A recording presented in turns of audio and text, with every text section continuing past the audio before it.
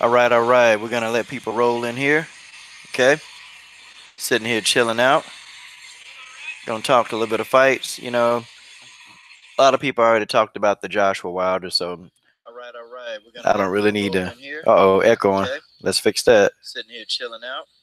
Okay, cool, cool, cool. All right. I know I'm starting these a little late, but some of my duties, doing interviews, brother, I got so many interviews I'm editing, and it's crazy, man. It's crazy. But hey, for those of y'all that's gonna join the coach, I appreciate you joining the coach. And for those of y'all that's not gonna join the coach, you can watch this piece on archive. But the coach is about to go in, and we about to get some stuff going up in here. That's what we finna do. We talk fights, man. We talk fights, but got a lot of hot topics coming up, man.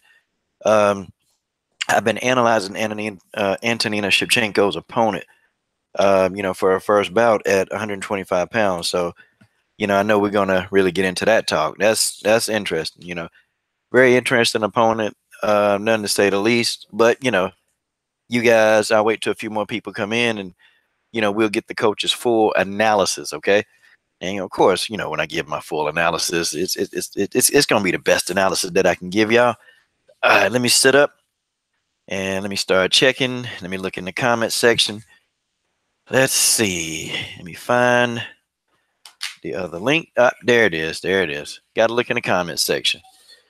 All right, my man, the truth from the UK. What's up, man? Yeah, let's do this, man. Let's do this now. Let's get this in. The truth is first. We ain't putting up with a lot of foolishness. Anybody, messing with people's, opinions or getting on them, they gotta go. The truth, it's only you in the comment thread right now, but let me give you that wrench, man. Let me go on and get that wrench, man. And, get people, get dudes to get out of line, man. Slap them with that wrench, man. Slap them with that wrench. That's a LDBC thing, man. Slap them with that wrench, man. Okay? Don't even worry about them. Yeah, don't worry about them complaining and begging to come back. Slap them with that damn wrench. Oh, man. Well, you know what, man? We're going to go ahead and get this in, man. Hey, it's gonna be you for a hot minute joining me. Everybody kind of, and I got to start the live streams a little bit earlier, man. It's Saturday, and people just kind of sitting around. People chilling, man. Wait a minute. Maybe people up later. Maybe people at the club. Who knows, man? Who knows where all these people at? But you know, and YouTube been messing with me because people would normally get my they would normally get a notification, man, but YouTube hadn't been sending out the notifications properly, man. So it's like people don't ever know that I'm going on live. They have no idea. They don't have a freaking clue because YouTube, it's just how it is, man. And it's like, sometimes they want you, they put this live stream up. Oh, okay. Well, hey, yep, use the super chat icon, use all of that, do all of this stuff. But then they can't even tell you that, oh, okay, well, shoot. We're just going to notify people for you. Nah, man, YouTube full of crap sometimes. But, it is what it is. We're going to wait till a few more people roll in. I don't know how many people are gonna roll because, I don't like repeating it over and over, man. Like people, they want you to repeat it. Hey, man, did we talk about this? You know what it is. The truth. I mean, shoot, you got the wrench, man. If you feel like, jumping on, man, might as well. Just you and me. We can jump on and have some talk. I mean, it's not like it's gonna be on archive. You're welcome to jump on, man. I got you. I just, seem like pretty cool dude. I ain't dealing with no foolishness though. That's how I work, though, man. That's what I've been up to. But just let me know. Send you the email. I get you that link. Okay. All right. Okay, my man. The truth is coming on. Good. Yeah, man. Need some different aspects. See, my channel is a fan channel, man. My channel is a fan channel. That's what it is. And my channel really is for the subscribers that come on and live stream. I'm glad they got this live stream option, man, because I love having subscribers on. And I'm also we're gonna open up another channel. And I got that coming. It's another channel, where I'm gonna simply just, gear that towards just doing podcasts and all that stuff, and use this channel for my MMA news, political, just whatever I want. But yeah, I'm gonna start another channel, and I'm also gonna start a deep thinkers channel where I get into conspiracy theories and a lot of different things, the supernatural, the paranormal. I'm gonna get into all that stuff, man. But it is what it is, fellas. It is what it is. This year, 2018, Coach Shelton Harrison. I'm telling you, got some interviews. My level of interviewing is going up, man. So that's how it is. Hey, what's up? The perfection, man. Jab that like button, man. Yeah, you know what, man? I was gonna do a hangout, man, with Joshua and Parker, but it's so many dudes doing Joshua Parker hangouts that, you know what, man, and I agree with most of them anyway. It's kind of cool, but I decided to go ahead. Let's get back to the women and women's MMA, man, because people been kind of, they've been getting a little salty. Perfection, man. Coach, you ain't really had a straight, why women's MMA streaming in about a couple of days, man. Yeah, that's how these guys get, man. They get a little emotional. It's all right though. Dudes can get emotional. That's all love. It's all love. Okay, for y'all in here watching, the truth. I've already sent that link to you, man. That link's out, and hey, man, this is a fans channel. It's a subs channel, man. I like for the subs to come into the live streams and chop it up with me, man. That's what we're supposed to be doing, man. Not everybody. We got crazy people too. You don't want them. Okay, we're gonna start off, man. Let me get this convo started. 4 y'all in here, 5. That's good enough. Hey, man, Antonina Shevchenko. She's gonna be set to fight Silvana Gomez. Okay, and if you've never heard of Silvana Gomez, she don't fought the likes of uh Poliana Botello. She also lost a fight against I want to say it was Vanessa Porto. I'll try to remember it, man. But she's very, very tough, man. Extremely tough. Um, she is 6-2 in mixed martial arts, and she's got a little bit of speed. She's got speed. Her head movement is average. But her most dangerous weapon, this woman possesses an overhand right that's very dangerous. Okay, and I kind of picked up on that. Now, what is that going to mean for Antonina? Okay, what is that going to mean for Antonina Shevchenko? First of all, I think Antonina, she's big. She's going to be a big flyweight. So this girl Silviana is very small. So, man, oh my man, the truth. What's going on, man? How you doing, sir? Glad you're on. Glad you're on with me tonight, man. What's up, coach? How are you doing? Hey, man, I'm glad to hear you, man. The truth out in the UK. I'm glad you're here, man. Glad you're here, man. Smash the Much like love, button. much love, brother. Much love. I mean, I'm a big fan of yours. I always check in to your channel. I'm a subscriber, and I think you put out a lot of really good content out there. Really, really thought provoking. I mean, I watched your Tyson Fury channel, and it was brilliant. The motivational speech for Tyson Fury was really, really thought provoking. Hey, man. Well, you know what? I'm a huge Tyson Fury fan, and I know what Tyson Fury possesses. And I know Tyson Fury can get the job done, man. It's just you know, hold on, man. God, dog. I believe in him, man, and I think the guy can come back, make a comeback.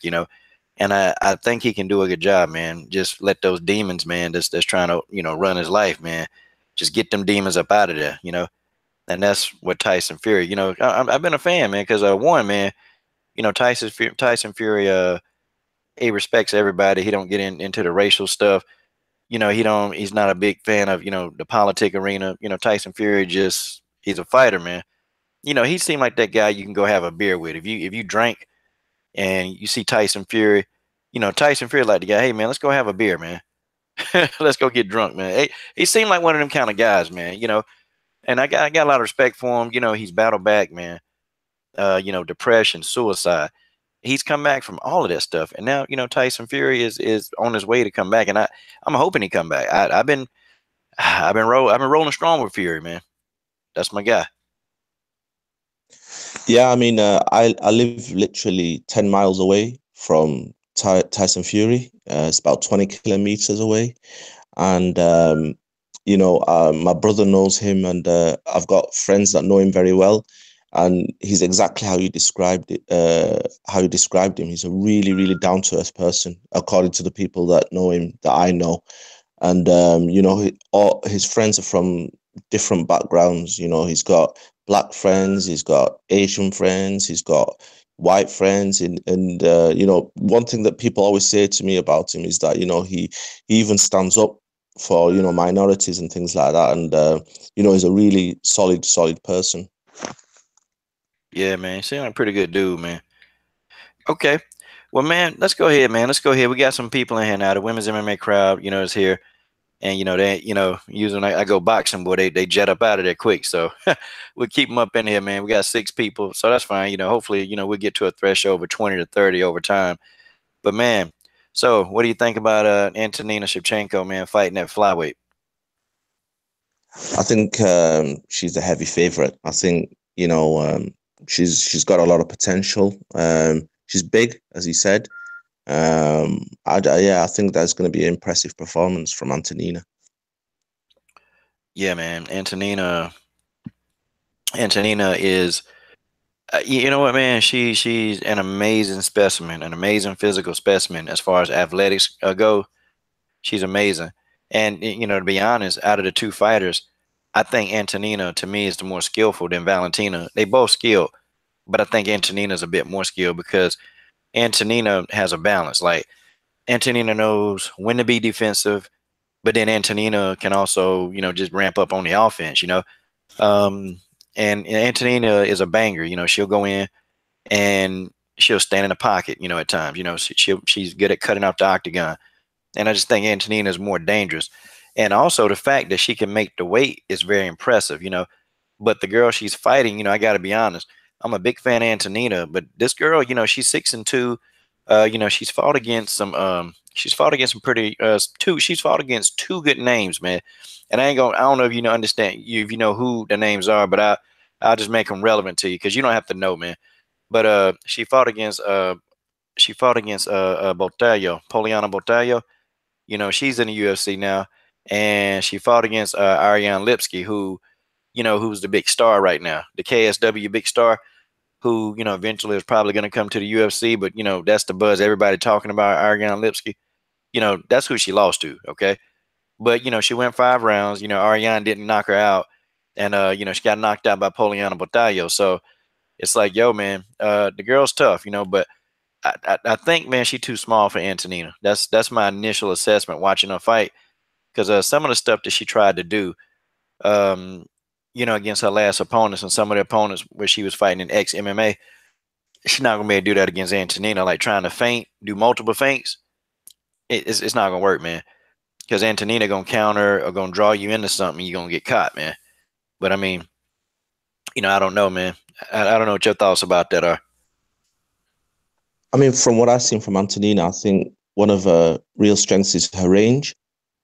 And I think that, you know, that's going to really show in the fight.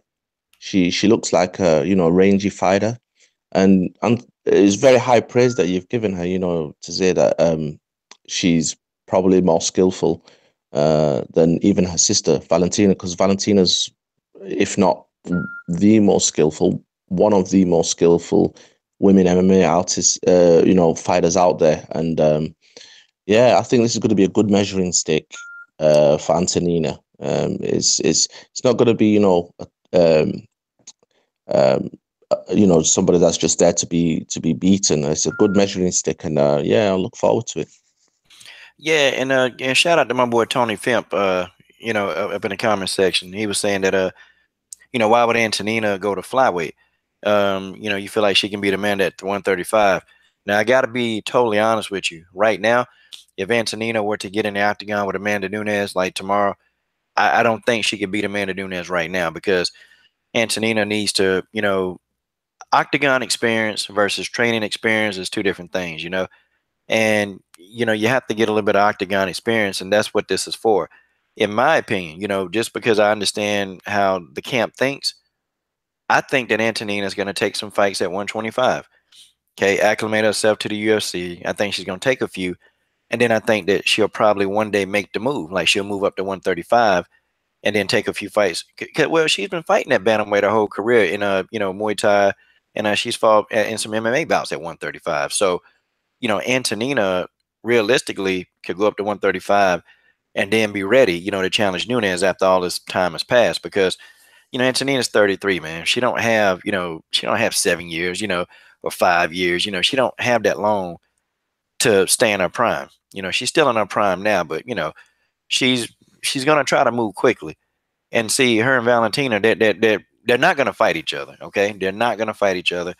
The money would have to be like, at least $1 million a piece, man, guaranteed, for them to need to think about that. But I don't think they would. And that's my opinion. But that's why she's going down the flyweight. And two, and one more thing, then I'll let you get in. One, and I'm not saying Antonina is jealous of Valentina, because they sisters, they do everything together. But it's like, okay, Antonina been in Muay Thai, for so many years. She's been in kickboxing for so many years. And then Valentina made the transition. It's like, okay, well, Valentina. Well, I think, it's time for Antonina to get her just due.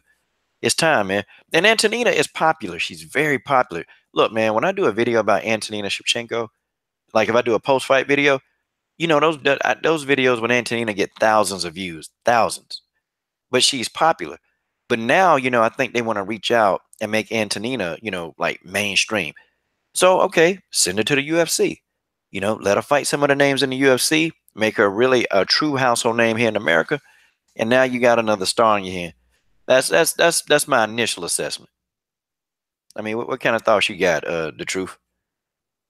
Yeah, I think it makes good business sense for the UFC as well, to have two elite sisters in the same organization as well. So I think from the UFC side, it's a no-brainer really to have Antonina in the UFC, and in sports you've got a lot of like siblings that perform at sports at elite level, and like just like the Williams sisters. So it's not jealousy, but I think there's competitiveness, and you.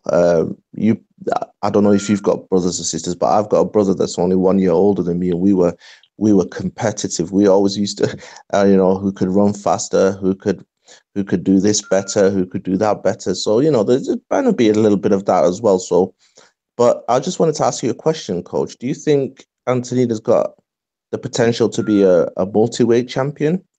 I think she do, but I guess the bottleneck of the issue will be, fighting her sister at 125, because she's not going to go up to 145, because they were already trying to make that fight happen with her and Jarena Bars, but Antonina, they won't go up to 145, and Jarena, they won't go down to 140. Now, and Antonina, I guess they wanted a catch weight in the middle, because Jarena Bars is big, man. And, Jarena Bars walk around at 170 pounds. That's a big girl.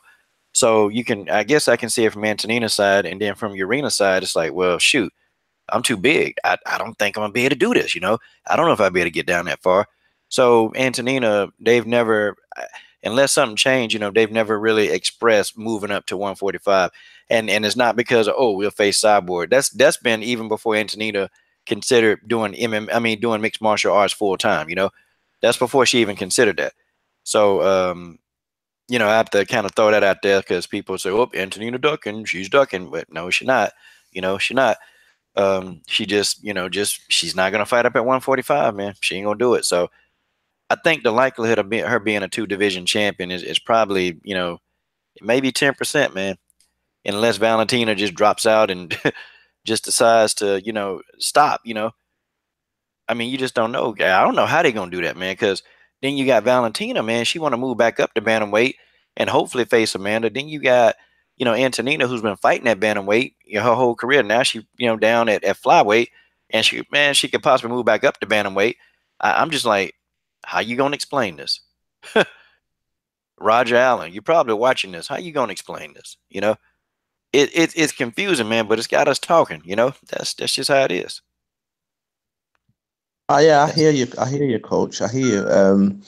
Yeah, I think there could be a potential of the two sisters holding belts at different weights. But yeah, I mean, there's just so much potential with Antonina. I mean, even imagine how big the fight will be with Nunez, with all the background, between Nunez and Valentina. Amanda and Valentina, a fight with Antonina, that would be huge. There'll be a lot of hype around that as well. So I think it's been a really good move for Antonina to come into the UFC, and I'm looking forward to seeing her career progress. Yeah, I think she got a career, but the time is now, for her. She don't have 4 and 5 years, man. Like Valentina, she's still in her prime. Antonina will be leaving her prime, so she got to capitalize and she got to she got to create these opportunities now. You know, because I've been calling like, man, Antonina, she need to go ahead and do MMA. She need to get into it. But she's been doing MMA most of her life. That's not the issue. It's just fighting, competing. See, all of that's like something that should be done. So I'm really, really, really hoping, man, that things work out. And she's gonna be on Dana White's the Contender Series. So that's gonna be a great thing, man. And we'll see. But this first opponent, I'm not really.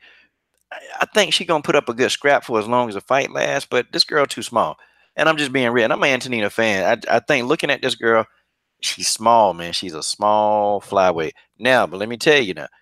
Let me tell you, Silvana Gomez, she got her overhand right, man. She real quick. She quick, and her overhand right is almost like it's crippling. Okay, and if she land that overhand right, man, she dropping these girls. I'm talking about dropping them. So, but I think Antonina will know how to deal with the overhand right. Yeah, I mean, for the Shevchenko sisters, I mean, one real good thing about them is that they really prepare for the fights. Everything is a very cerebral when it comes to them too.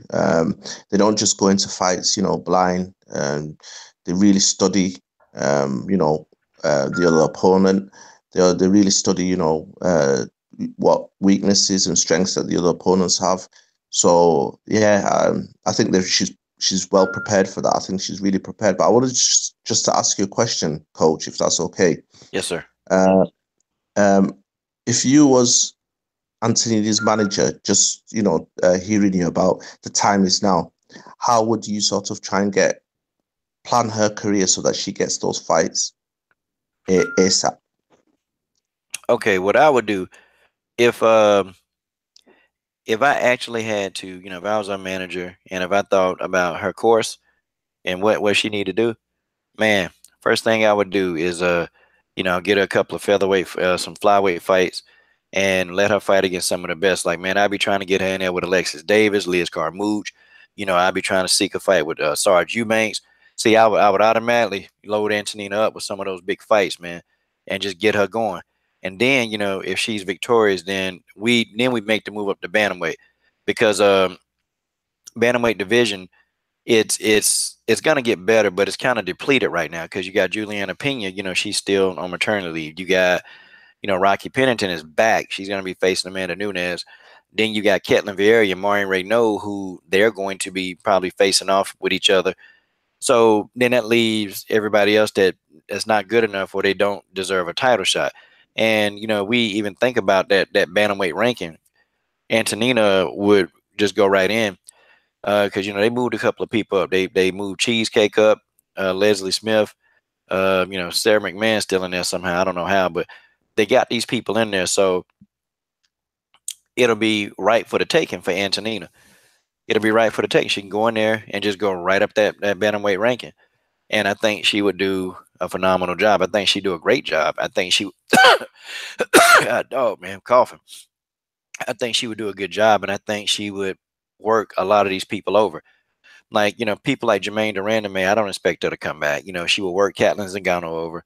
She could beat Leslie Smith. It'd be a tough fight with Maureen Renault. I think she could beat Maureen Renault. She would kill Sarah McMahon. Her and Jermaine Durandame, now that'll be a battle because Antonina is a bit more content with standing. And she's probably, Antonina's not going to want to take the fight to the ground. Neither is Jermaine.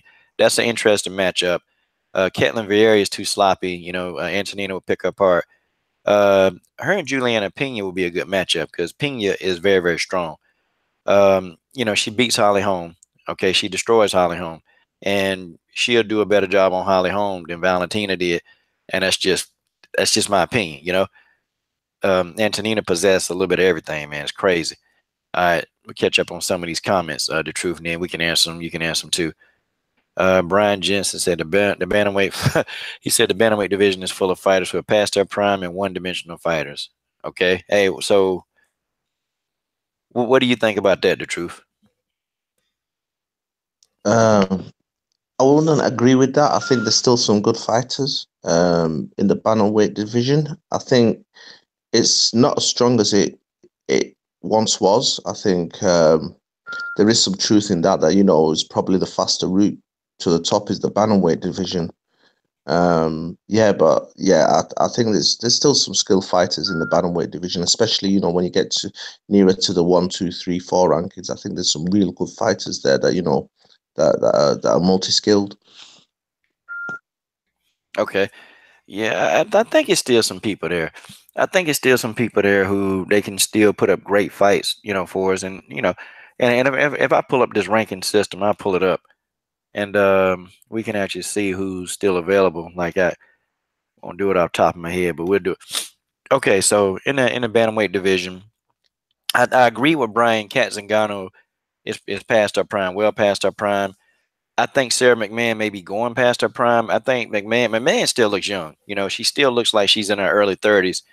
And McMahon can still bang. Marion Renault is actually hitting her prime because she started MMA late. Jermaine Durandame is still in her prime. You got Betch Kohea, who to me is one more kick away from, being concussed permanently. Leslie Smith is definitely, she passed her prime and she got a lot of miles. Sarah Morris is reaching her prime. So yeah, Brian, his assessment is accurate, man. So a lot of these fighters, they are rapidly approaching their past prime point. So yeah, man, the bantamweight division needs a new look. I mean, you still got Holly Holm running around there, man. It's like, I mean, how many times, do Holly have to lose, for her to, still stop being in that number one position, man? It's crazy. It's crazy. Why do you think that is, Coach? Do you think that the progression into the UFC has stalled a little bit? Is there not enough nurturing of talent and that progression going through into the UFC of women MMA fighters? Because it seems to be that there's been a bit of a block, slowness in that. And is there something that the UFC needs to look at in terms of recruiting new young fresh blood into those divisions? I think it's a combination, man, of it's a combination of the money aspect. Are they gonna get the best bang for their buck if they go sign these people? And then two, man, they gotta. It's like some of the opportunities that some of these up and coming fighters, they don't really get the opportunities. And if the fighter is, and I say it, if the fighter is very attractive, they're gonna push the fighter up the ladder very quickly. If the fighter is a good fighter and they're not quite as attractive, and at certain times, if they don't win very convincingly, they're not gonna push that fighter up the ladder. It's just it's a lot of politics involved, man. So you can have like the number 25th ranked bantamweight, sitting there who can actually fight, but she's never really going to get that opportunity. Now, the opportunity she'll get, she may get a fight against somebody who's seasoned where she got to, prove that she really is good enough to be there. And, that happens a lot, man. They'll bring these people in, they'll bring in, somebody that we've never heard of, but they rank so low, and then they'll make a fighter look good. Now, I'm not saying that that's what Antonina's doing. I'm not saying that, but, Silvana Gomez, it's not, it's some information out there on her, but, she's not, she's better than Priscilla Caccietta. I'll put it like that. She's better than Caccietta, but she's nowhere near Antonina's level. Antonina's going to go in there and she's going to destroy this girl. And when I say destroy this girl, man, she's going to like beat this girl to a bloody pulp. That's what's going to happen. So, it's tough, man. It's tough because you got good bantamweights that are there, but they just need the time to shine, They need the time to shine. And you got people like Tanya Evinger, and it's kind of crazy. I think that when she fought Cyborg, I think that took a couple of more years off her career. And I think she got injured in that fight that she won't tell the public. I think she did get injured because she hurt again. And it's just like, man, what do you have to do to really get into the UFC to really fight against the people you're supposed to be? Because, Tanya should have never fought Cyborg. She should have never fought her, man. It's a mismatch. And it was a total mismatch in weight, in speed and skill set. The only thing that Tanya had going for her was the ground game, and I felt bad. When I was interviewing Tanya, I was like, man, I really feel bad for her, because she's gonna come in there and she's gonna try as hard as she can, but no matter what she does, it's not gonna work against Cyborg because she shouldn't have been in the weight class in the first place trying to fight Cyborg. She's too small, you know, and that's what happened. That's what happened. That's what happened to Tanya Evanger. So, see, it's stuff like that that they do, man. They put these fighters in there. The truth, they put them in there, and then they go in there and they get their ass just beat all over the place, and then what? Like, look at Priscilla Cachietta. Do you think that they're gonna be too quick to put her in a fight? I'm telling you, they not. Priscilla was food, man. Priscilla was food. Priscilla wanted an opportunity to be in the UFC, so they said, okay, well, we got somebody for you to fight. Fight Valentina Shevchenko, okay? And if you're victorious, then girl, sky's the limit for you. But the chances of her beating Valentina was almost zero. It's almost zero. So, see, man, it's not going to happen to the UFC. They've got to get committed, man, to just stop thinking about the past, okay? I mean, look, it took him what, almost 2 years to get Ronda Rousey ass off of the top 10. Now Ronda's completely gone. Thank God. Okay, now Holly Holm is stuck there. I mean, how long is Holly Holm, the truth, going to be the number one contender for the title at bantamweight? I mean, how long, man? I mean, just Yeah, I don't know, man. Tell me. yeah, yeah. I totally agree with you regarding Holly Holm. I mean, she's had shot after shot, and she's still there. It's crazy. But I think one of the problems is that if you look at the UFC and you look at the top of the UFC, it's male dominated, and with that as well, I mean, I think you'll never get women's MMA up to the level that it should be, as long as there's men that have no understanding and have different thought processes, making the decisions for women's MMA, and they've got a lot of opportunity to sort of like promote, like a Misha Tate or someone like that, someone that's been through there, that's got that experience up there at that management level to sort of make the decisions on the future of women's MMA. Because if they pursue this line of attractive over talent, it's not sustainable. It's because after so long, people is going to get bored of that. At the end of the day, what people want to watch is skill. What people want to watch is the best fighting the best, and the model that is going on at the present moment is not the right model. What do you think about that, Coach? Yeah, it's not. I don't think it's the right model for certain fighters. Like, it's amazing, man. They put all the effort in the Conor and Ronda Rousey, but they sold tickets. I mean, they sold, and you got some good fighters, man. Like, for the longest, Dana White kept saying, "Well, I can't promote Chris Cyborg. I can't promote her. That's Wanderlei Silva in a dress." But isn't that funny now? Now that's his biggest female attraction now is Chris Cyborg, and it's not the champions who he thought it would be. Chris Cyborg right now is his biggest female attraction.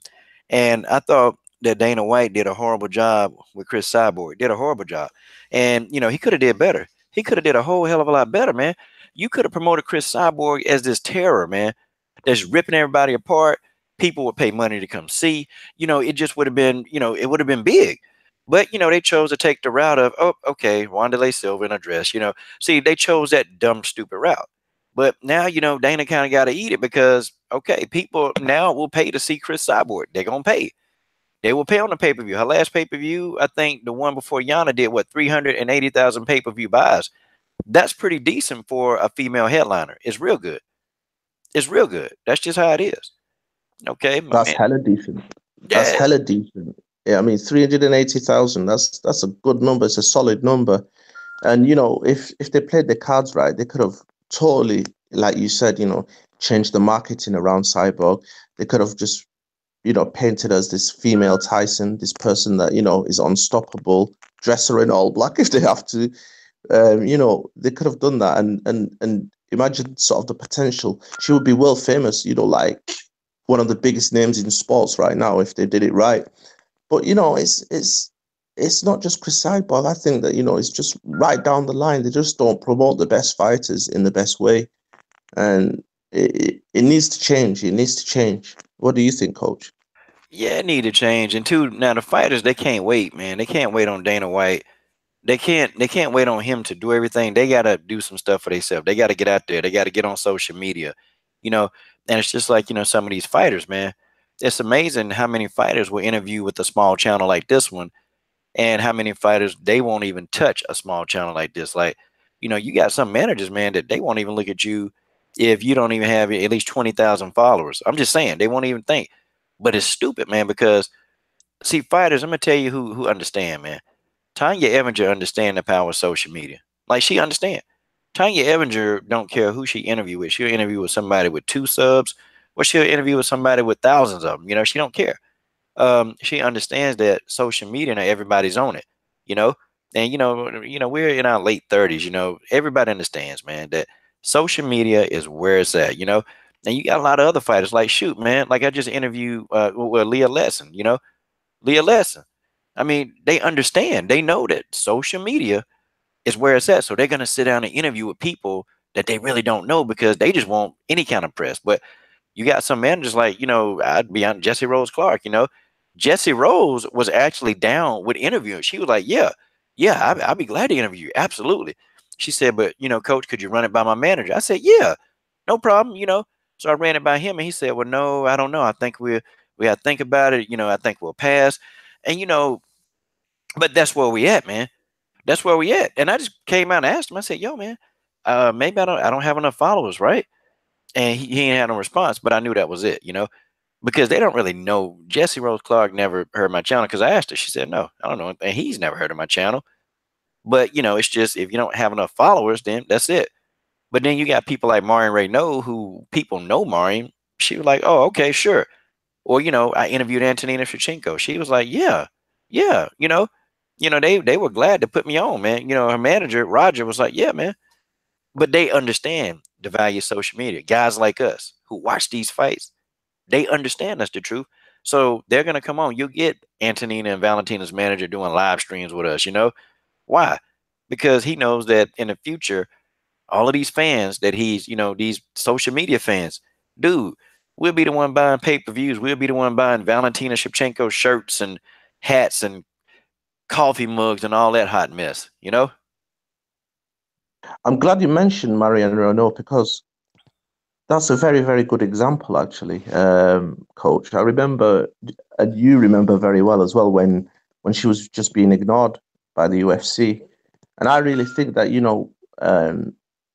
your channel played a big part in the successes that she's having right now in terms of getting her name out there. I think, when you were campaigning for her, that reached a wide audience. So I don't think you should do yourself down in terms of your channel, because I really think that that really helped the profile of Marianne Renaud, and I think I believe that she knows that as well. I mean, I listened to the interviews that she had with you on your channel, and she came across really, really well, really, really well. I mean, I could remember the comments, and there was a lot of love, and there was a lot of respect, and she got a lot of fans, I think, that day. And if more fighters understood that aspect, and that social media is really the powerful media tool now in terms of sports, they do well out of it, and they would get a lot more success. So yeah, I mean, that was a great example, I think, of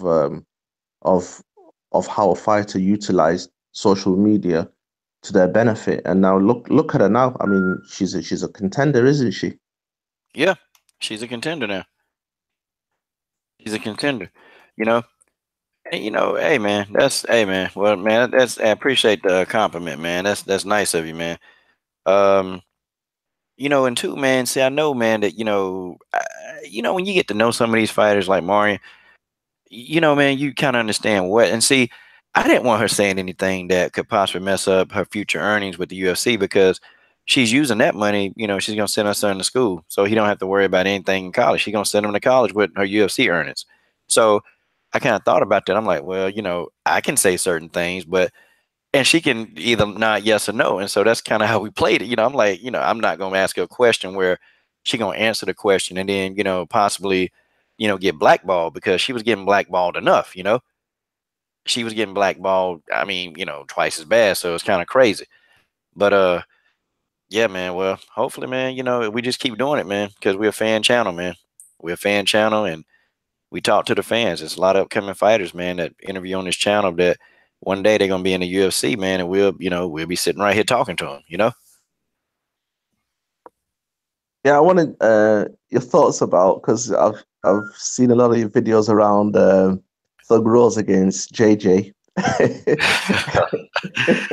Man, I was gonna give the Bojangle Chick fans I was gonna give Bojangle, yeah, I was Miss gonna give Bojangle. yeah, that's her name, Bojangle Chick. I was gonna give her fans a break today. I wasn't gonna pick on them, but cause them guys, one idiot telling my coach, you stalking Joanna. How are you stalking? I'm making videos about Joanna. I'm not stalking Joanna. And people, and I have to tell, I got a setback here. I had a setback, and I gotta just tell people, look, okay, thin straw weights, okay? I weigh 100 and what? I weigh 100 and maybe 70 pounds, maybe 168 on a dry day. I like Amazons, I don't like no thin 115-pound woman. Nah, man. Can't do it. I can't do it. I like big, tall, thick Amazon women. So if you tell me, okay, now if you told me, hey, coach, I think you stalking Serena Williams. Well, hey, you might have something there if I made a million videos on Serena, because she's a big, tall Amazon type woman. See, people got to learn how to think straight, critical thinking skills. So, Bojangle is a mess, man. She's a hot mess. Bojangle is a mess. Okay. And, she the one talking about Rose Namajunas got mental problems. No, I think she got mental problems. I mean, you tell me, what are your thoughts on Bojangle? Yeah, she's got inside Bojangle's head. I mean, all the stuff that she's coming out with, and it's not even stalking. She's doing this to herself, because she comes out with these crazy comments like, that all these excuses that why she didn't win, and it's never her fault. And that's just asking for a response to that. It's asking for, okay, this is the facts, A, B, C. We saw you tap. We saw you. We saw Rose counter you. We saw that your chin was checked. We saw all this, so you can't really be blaming your coach, your nutritionist, your this, your that. The rain, the weather. You can't do that at all. And I don't see her going to 120. I don't see her going up. I don't see her going up, because if she goes up, there's Valentina waiting there, and she ain't gonna fare too well there. Yeah, she not, man. And Bojangle, she's in a no-win situation. Okay. Okay, she just got her ass whooped at strawweight. Okay. Not only that, Bojangle having a hard time making a weight. Okay. Then Bojangle, if she goes up to flyweight, well, now she got double trouble. Okay. She got Valentina sitting back up there. Now, and Antonina is going to be a flyweight. What is Bojangle going to do now? What is she going to do? Who is she going to trash talk? Do you think that, Antonina would take that? That putting a fist in the face and all? No. No. Antonina would punch her and knock her silly. Bojangle. No, Bojangle. It's not going to work. It's just not. But, I will give our closing thoughts on Bojangle because, I said I wasn't going to pick on Bojangle. This was going to be a Bojangle free day for me. I mean, it just was. Yeah, I mean, yeah. Let's close that section off. I think we'll just have to wait until the rematch. And yeah, probably when you're saying where she's gonna go next, I'm thinking WWE.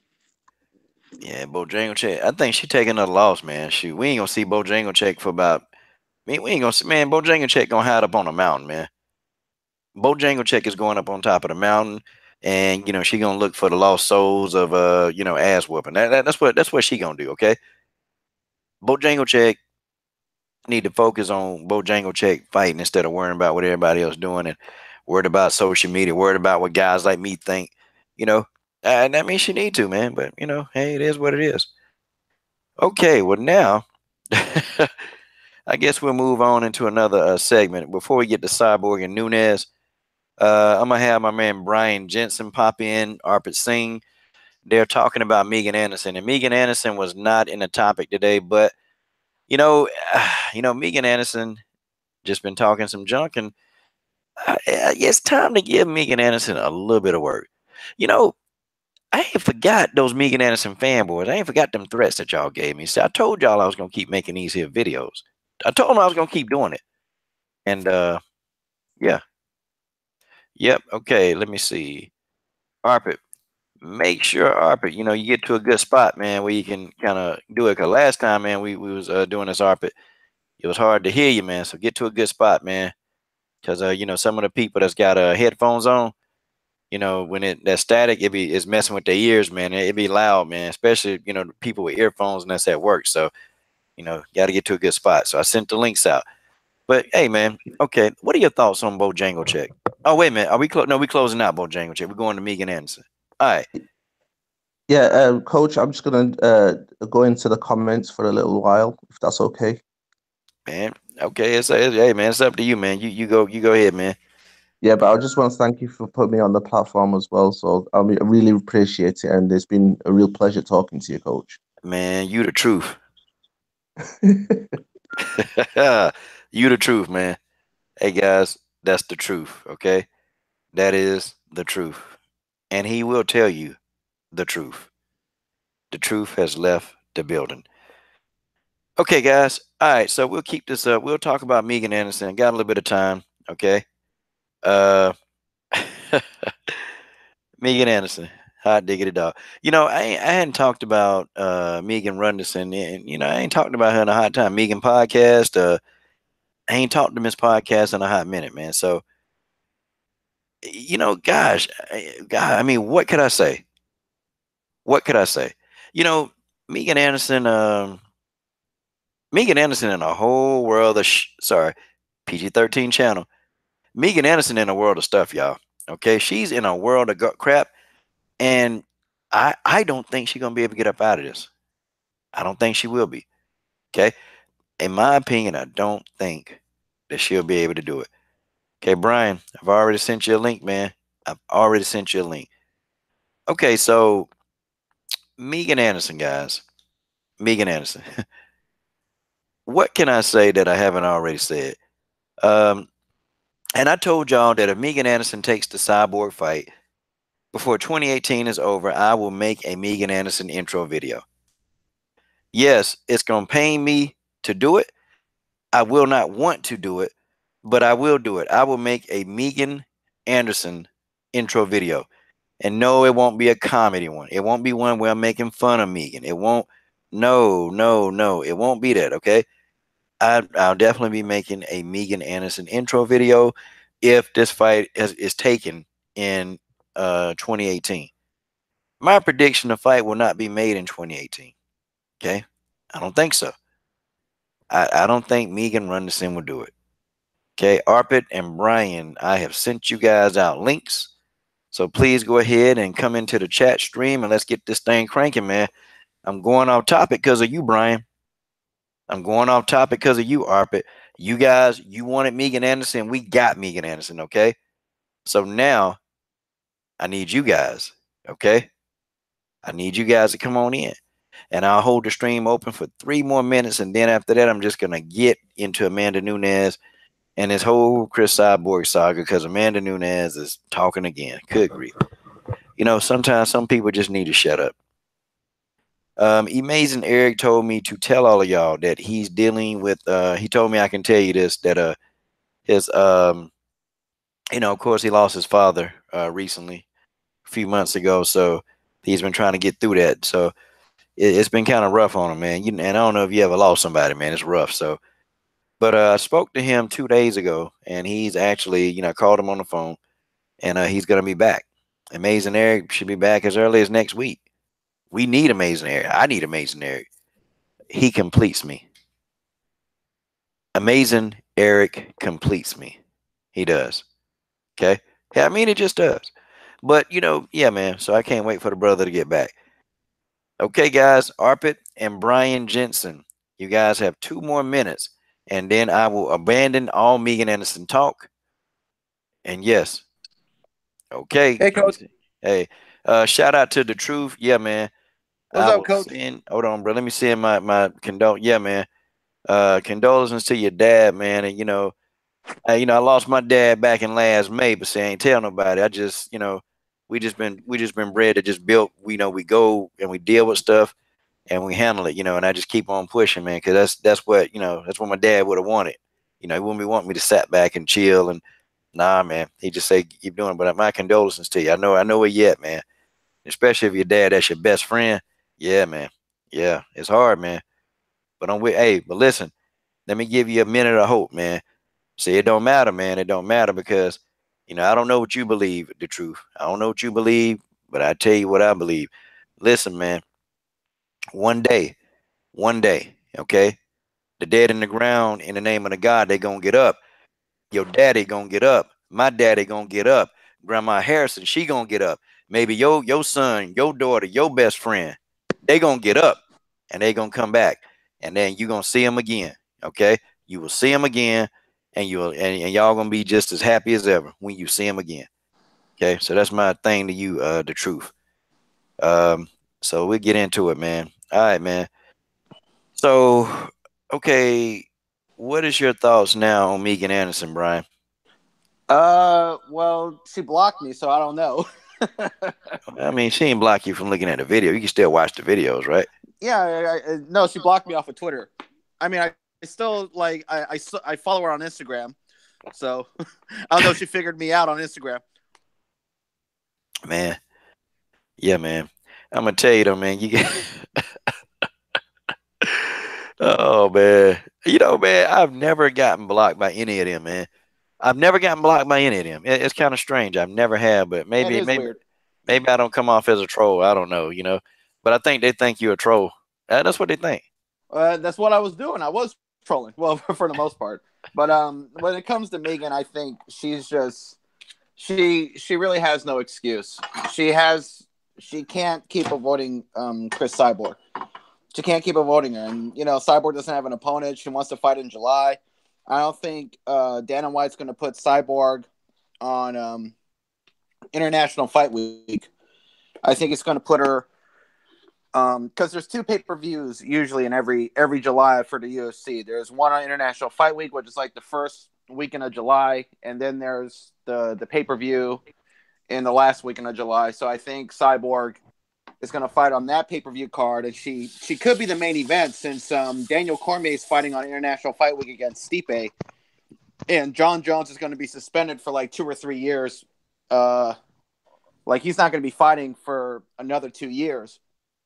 So the only marquee name that Dana White has is Cyborg for the card later in July, because I think for International Fight Week, it's going to be Daniel Cormier fighting Stipe, and then it will either be T.J. Dillashaw versus Cody or Demetrius Johnson, or it'll be Valentina Shevchenko fighting Nico Montano, and then Cyborg is going to be fighting in later July, and there might be 2 or 3 fights for that card. So Megan Anderson, she has no excuse now. She can't keep running.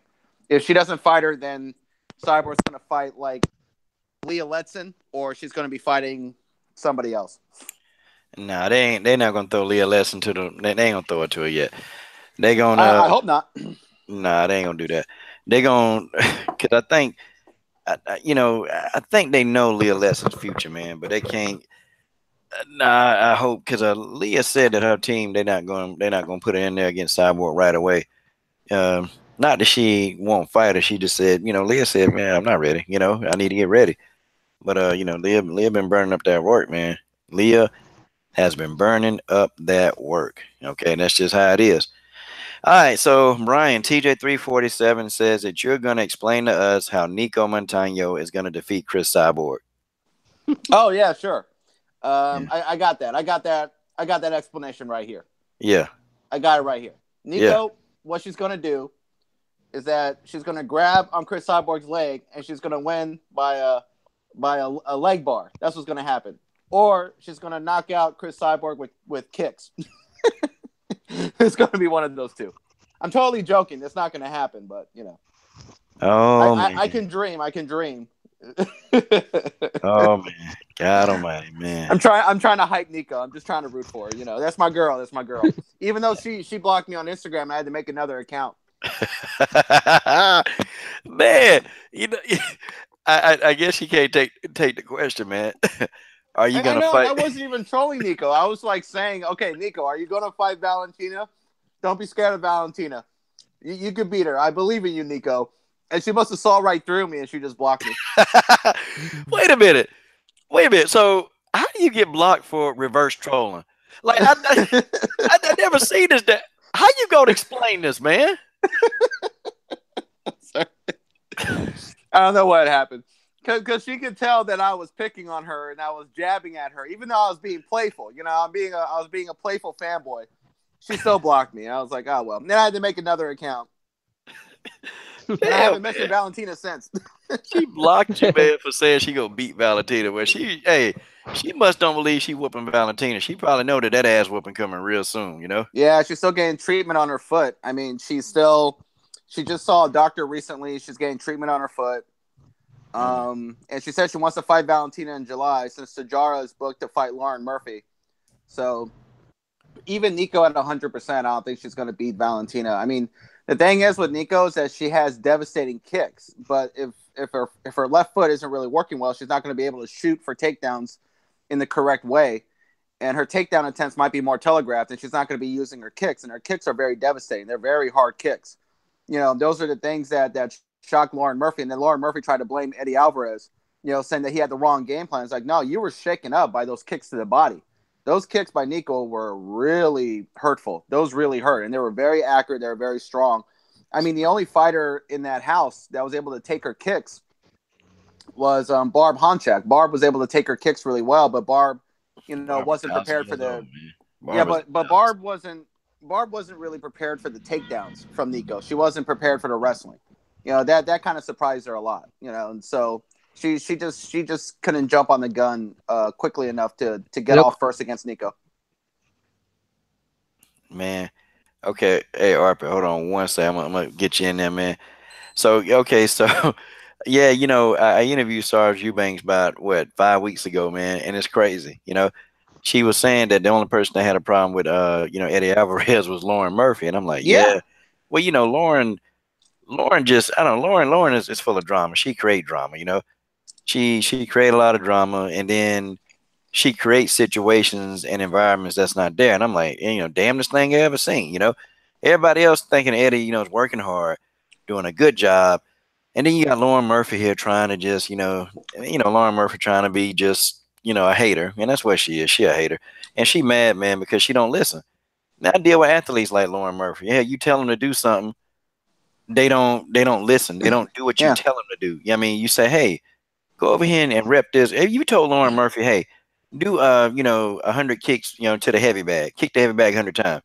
Yeah, Lauren Murphy will come up with a damn workout plan. Nope, I'm gonna do it 4 sets of 25. Hey, Lauren, I just told you to do it. Just do it 100 times straight. Well, you know, the technical and the angular acceleration that I would kick the bag at, I can get more quality kicks, you know, with 25 kicks. That's Lauren Murphy. Yeah, I agree. And to defend Eddie Alvarez, he almost had 2 fighters fighting for the belt. So his method of doing things, while it might not appeal to everybody, you know, he knows what he's talking about, and it was working. If it wasn't for Sajara Eubanks getting sick, she would have made it to the finals. She would have fought Nico Montano, and she probably could have won. I mean, she and Nico have about the same amount of experience in the professional ranks, and the only reason why Sajara has 2 losses is because she fought at bantamweight, and she's not a big bantamweight. But she's a really big flyweight. But Sajara Eubanks, you know, her striking is good. Her fighting IQ is great. She picks up on stuff really quickly. Like you saw the clips on the Ultimate Fighter when Eddie and his boxing coach, his striking coach, was teaching her how to throw a combination. And she picked up on it so quickly. She picked on it so fast. And Eddie and his coach were really impressed at how she was able to like evolve and really adapt to it. And Sajara is also a black belt in BJJ. She beat Mackenzie Dern. She beat Mackenzie Dern in jiu-jitsu. So, I mean, if you get on the ground with her, you're done. If you try to strike with her on the feet, you're going to have a problem. So, you know, and Barb Honchak, even though she clearly lost to Nico, she got that far because of Eddie Alvarez. And Barb Honchak and Sijara Eubanks didn't have a problem with Eddie because they like that type of training. They like those type of trainers that try to push you, that are very tough, that don't, you know, waste a lot of time with you crying and feeling sorry for yourself. It's like, no, you got to get back to work. You got to get back in there. With Lauren Murphy, she's one of those fighters that you have to baby. You know, like she wants to be babied. She wants to be pandered to. And there are a lot of athletes, you know, that are like that, you know, in every sport. Yeah. Not every athlete can take the pressure of being talked down to, you know. Well, we're not finna sit. Ain't nobody gonna wipe Lauren's ass. Yeah, I'm not giving her excuses. It's just, you know, she did a lot better against Barb when she fought her in December because she was with a camp that babies her, you know, like, well, and she barely won that fight. Well, you know what? You know, Lauren just get her ass. You know, forget it. Okay, Arpit, what's going on, man? Fine, sir. All right, Arpit, man. So, okay, we're talking about Megan Anderson, and I'm gonna try to stay on track today, man, because we got off track with this was gonna be a Bojangles free day. It was gonna be a Megan Runderson free day, but you know, thanks to you, Brian, and a couple of you guys, you know, well, there it is. Okay, so let's go ahead. We're gonna talk about Chris Cyborg, right? Yeah, we are. We'll talk about that after Arpit, because Arpit wanted to give his thoughts on Megan Anderson. So, Arpit, what's going on, man? So, what are your new thoughts on Megan Anderson? Megan should fight, and if she don't, cut her off of UFC. They should make her fight in with Cyborg. From 1 year, she didn't show up. No reason to fight. Why should she stay in UFC if she can't fight? She can't take tune-up fights. She can't fight somebody. Then why should she in UFC first place? What do you say? Man, that's a good question. Only Megan can answer that question. Why is Megan? No, not Megan. UFC. UFC should give the answer to us. Why she is in UFC if she can't fight? Yeah, that's actually a good question for the UFC. It's like, what are they waiting on? Are they waiting are they waiting for Cyborg to lead the promotion next year because her contract's going to be up next year in February or January? You know, her contract's going to be up. So what, are they going to lowball her, or maybe maybe Cyborg would just say to herself, you know what? Because Cyborg did say that a few months ago. She says she doesn't consider herself to be the best featherweight in the world unless she goes to Bellator to win the championship. So I'm thinking to myself, if she leaves UFC by next year and goes to Bellator, then Megan Anderson, I mean, they're going to build a whole division around her in the UFC. So, yeah, that's what I've been saying, man. I've been saying that for about a year now. Look, man, they not building no division around Cyborg. They're gonna make freak show money, is what I call it. They're gonna keep making that money. They're gonna put fights together, and it's just like, okay, the only other option, man, you know, they gonna have to either book Megan or Amanda Nunez gonna have to come in and do what it do, or they just gonna have to build a damn division, and they ain't trying to do that. Now this will branch us over into what I'm talking about, because Amanda Nunez, look, she said, look, right now this is a dangerous fight, okay? This is a dangerous fight, and then you know, it's a dangerous fight to be talking about. Hey, man, it's somebody back there smacking. You know, put yourself on mute, because you know, we're trying to, you know, get the stream going, and you know, people don't like that kind of stuff. Oh, sorry. Oh man, God dog. Okay. But yeah, man. But the thing, Amanda said it, and I think I understand what she means. She said it's really dangerous to talk about Cyborg right now because, she actually do still have a fight with Rocky Pennington, you know, but she don't want it, man. She don't even want questions about Cyborg right now. She don't want them. She want to concentrate on Rocky, which, okay, I don't blame her. You know, she got to beat Rocky, and Rocky, you know, her and Tisha at home talking about, look, I mean, we cool with Amanda, but listen, you know, you got to whoop her ass and take that belt, you know. That's what you got to say, you know. And but I still think that Amanda, I don't think she wants this fight, man. I don't think she wants that work. And it's like every time she mentioned her name, it's like, okay, it's almost like she go around in circles with this, you know. When before, you know, it was Nina Anzarov who was doing all the talking, okay. Yeah, Amanda looks like Anthony Joshua tonight. Yeah, well, okay. I'll give Amanda one up on Anthony Joshua. Okay, I'll give her one up on Joshua, and the one up that I think that Amanda has on Joshua is that at least Amanda will mention Cyborg's name. Joshua won't mention Wilder's name. He ain't gonna do it. See, Amanda will mention it, but that's about all she'll do. Like, she'll say, well, I want to be a 3 division champion, but you forget. Oh, wait a minute, did you forget about Cyborg? That's the only one that you're not calling out. You're calling out everybody else, saying Yeah, it's true. Valentina won't do nothing. You said you're gonna beat Rocky, but what about that 145-pound champion, Chris Cyborg? Amanda. What about her? I just think I, it's contradictory, man. She I contradicts feel herself. like people in the UFC are getting information that we don't know about. It's like I could almost picture Dana White calling Megan Anderson and Amanda Nunez behind the scenes saying, just wait, just wait. Eventually Cyborg isn't going to be in the UFC anymore. Like, I feel like he's like sending Megan Anderson text messages like, don't worry, just wait another 8 months. So just wait another 10 months and you're going to be good. Something like that. Like, just wait until springtime of next year. You're gonna be all right. Don't worry. Cyborg's gonna go to Bellator. We're not gonna give her the money she wants. She's gonna leave, and you're gonna be back. And you're gonna fight Amanda Nunez or Antonina Shevchenko or Cindy Danwalt, whatever. And he's probably would probably be saying, well, I don't know if he would say that to Amanda Nunez because he doesn't like her, but it's probably like there's some information that these women are knowing about that we don't know about. It's probably something that we suspect, but they're not saying it. It's probably something that we suspect that they know, but they're not going to say it publicly. Well, and it's like everybody always got a stipulation, man. Mm-hmm. Everybody, okay, they'll fight everybody else, but then when they say Chris Cyborg, oh, good grief, good grief. Yeah. Good grief. There's a stipulation. I got to wait this long. I got to wait that long. And I'm still not letting Amanda off the hook because Amanda, she fought Vanessa Porto.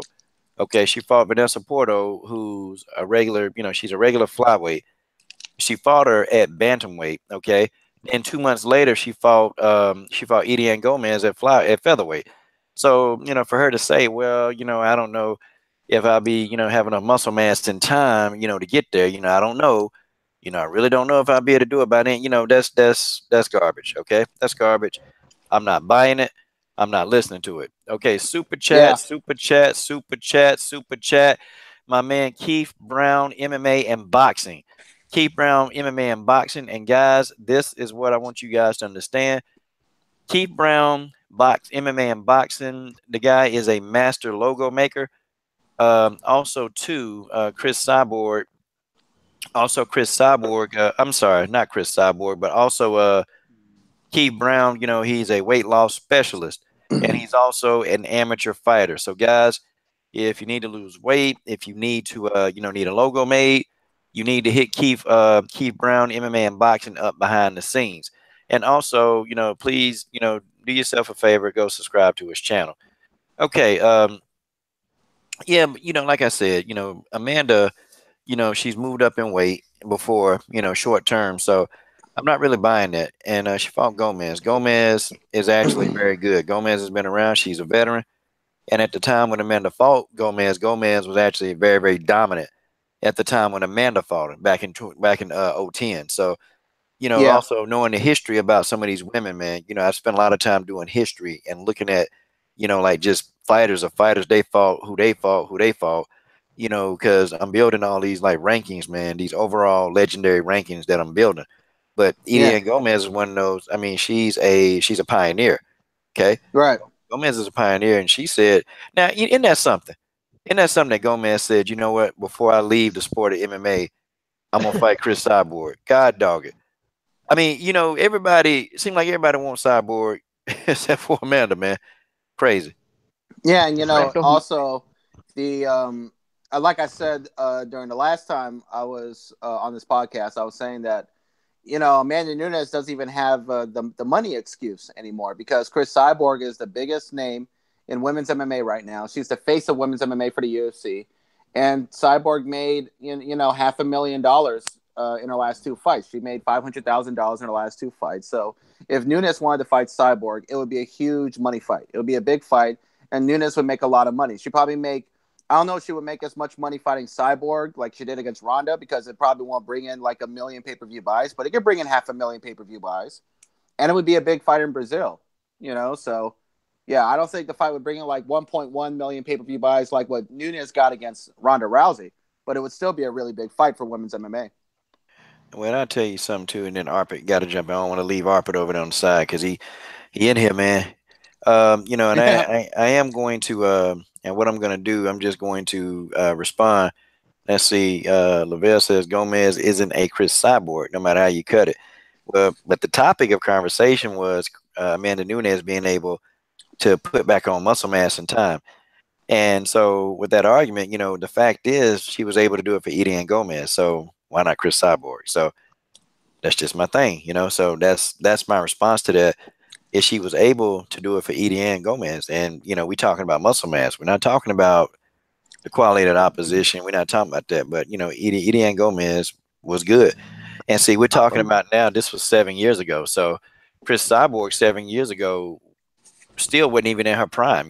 Chris Cyborg, realistically, 7 years ago was kind of like she was you can kind of almost say a mini prospect coming into her prime. So they were actually progressing, Hey, man, you got to put that on mute if you're eating, man. You got to put that bad boy on mute, man. Oh, my bad. Oh, sorry. I'll stop eating. Nah, you good, man. Just put it on mute, man. If you got to eat, man, go on and eat your food, man. But, No, I'm done. Okay, man, must be good, man. Must be good. But, and I'm looking at this because right along that time, Edie Ann Gomez has been around. And, her sure dog don't even tell you the amount of fights that she done had, man. A lot of these fighters like Amanda and Edie Ann, they done had, like, they've had a lot of fights. I'm talking about a lot of fights and a lot of garbage organizations that they don't report. But they've been around in the same time frame, in the same era. But why is that? I never understood. Why is it that Tapology and Sherdog have completely different records? Why doesn't Sherdog have all the fights that these fighters have had in MMA? Yeah, well, you know that. And hold on real quick. Well, I know you're not new to this, but I'm not new to this, okay? And so what I'm not gonna do is I'm not gonna argue with you about, what I've kind of deduced from it, because, Amanda brought up the point of muscle mass. So I you're guess talking to the other guy? yeah, you can kind of have it. You can have it, you can believe what you want to believe, and I'm not gonna try to convince you of that. But what I'm saying is Amanda brought up the fact about the muscle mass. So I'm not trying to hit it. So if Amanda would just come out and say, "Oh, well, Chris is not the quality opponent," but why is Amanda not going to say that? You know why? Because she don't want to really admit that she can't beat Cyborg. Because that would be an open and middle that I can't beat her if she were to say, "Well, Chris Cyborg is a different opponent than Edie and Gomez." That's almost like admitting that The problem, you can't. You just can't win.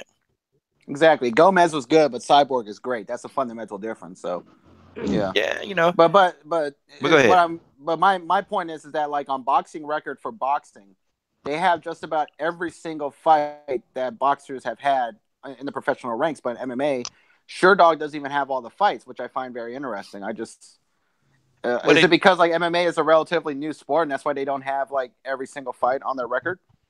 No, it's not new, man. It's been around for a while. But see, countries like Brazil, man, they got a lot of garbage organization. Okay. They got a lot of garbage organizations that they don't report these fights. You got fighters fighting, man, 2 and 3 times a week, man, like literally. And it's in the worst conditions. They don't have health care insurance, so when they get hurt, they get hurt. So it's like you taking a risk, man. And the UFC, you know what? It's almost like a sweatshop. The UFC, they pull fighters from those type of organizations before. They've done it, and they'll bring them over to the UFC and pay them little to no money because it's more money than they've ever seen. And then they'll bring him over there to get beat up by a seasoned fighter. Man, look, they were doing that back in when the UFC's first inception. They were doing that. Yeah, that's true. In boxing, boxers that fight under really garbage promoters and garbage organizations, but on Boxing Record, they still have all of their fights. And I guess maybe it's because Boxing Record is a more advanced website than a lot of these MMA sites. Maybe MMA needs a site that's better than Sherdog, because I'd be looking at Sherdog and some of their articles and their rating system, their ratings and rankings, they're really behind. They're just kind of not up to date like they should be, Yeah, some of it ain't up to date, but see, a lot of the information, man, you got to go back. You have to find people that know them that's in the gym. You have to find, different types of different articles, man, that, I had to go to figure out some of Amanda Nunez's fights that wasn't, dude, I had to go back and find Brazilian articles, man, from years ago. Oh, wow. These articles, man, but that's what I do, man. When I actually get a free time and I'm not chasing runners, then I can actually sit and do my research. I do a lot of research. So when I start really putting this stuff together and doing film studies and all the stuff, see, it kind of just, I like knowing as much as I can. And yeah, a lot of people don't know that, Cyborg and Nunez and all these people, man, they got all these fights, man. But you would never know about them. Like, Antonina got like, she's 7-0 in MMA, but Sure Dog only got like 3 fights now. Yeah, they That's got the like 4 fact. fights. But Antonina been doing MMA her whole life. Yeah. Valentina been doing MMA her whole life, but they don't record that stuff because. But I'm shocked that they have Valentina's fights from 2003 and 2006 because those were some really obscure fights. You know, like I'm very surprised about that. So it's like kind of weird how those fights are on Sure Dog, but 3 of Antonina's fights are not on Sure Dog. And Antonina, I think in MMA, she was fighting under similar organizations as Valentina. Yet they don't have all of her fights on Sure Dog, but they have almost all of Valentina's fights on Sure Dog. Yeah.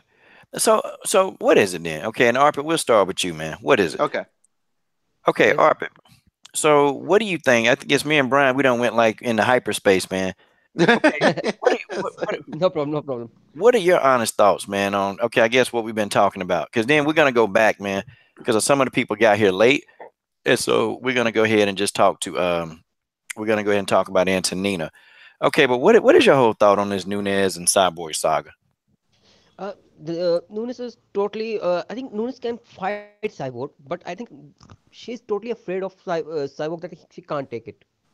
But believe me, she can fight and she can knock out Cyborg. Mm. She possesses the power, but she don't believe in. Right now, she is just listening to so many people that she can't fight Cyborg. But I can believe she can fight. What do you say? Yeah, she can fight. I wish she would have skipped this fight with Rocky, man, and just waited till July to fight Cyborg. That's what I wish she'd have started training. Dana will make her fight in July. Mark my words. You think so? Yep. I don't know, man. He gonna make so much money for him. I think she Dana gonna tell her that you gonna make so much money that fight her, and she eventually gonna fight. so it could happen like if not International Fight Week, then maybe like late July. I was Late kind of July. thinking that too, maybe late July. Late July. If that happens, it'll be similar to like Damian Maia when he fought Yep. Jorge Masvidal back in May, and then he had a quick turnaround and fought Tyron Woodley in July on the undercard of the John Jones Daniel Cormier fight. Right. Mm. Well, TJ says that he'll bet you $500 that they'll fight in the fall. Yeah, because I can't, because I think Amanda will pull out of that fight.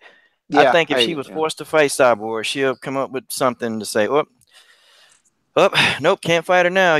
My toe hurt, or, I spit on the ground wrong, or, I got a crook in my neck, or, I pissed on myself and, I need a pair of diapers. I mean, Amanda gonna come up with anything, man. Telling you. I forgot what. Hold on, y'all. Hold on. Hey, man. Bojangles has just gotten injured, man.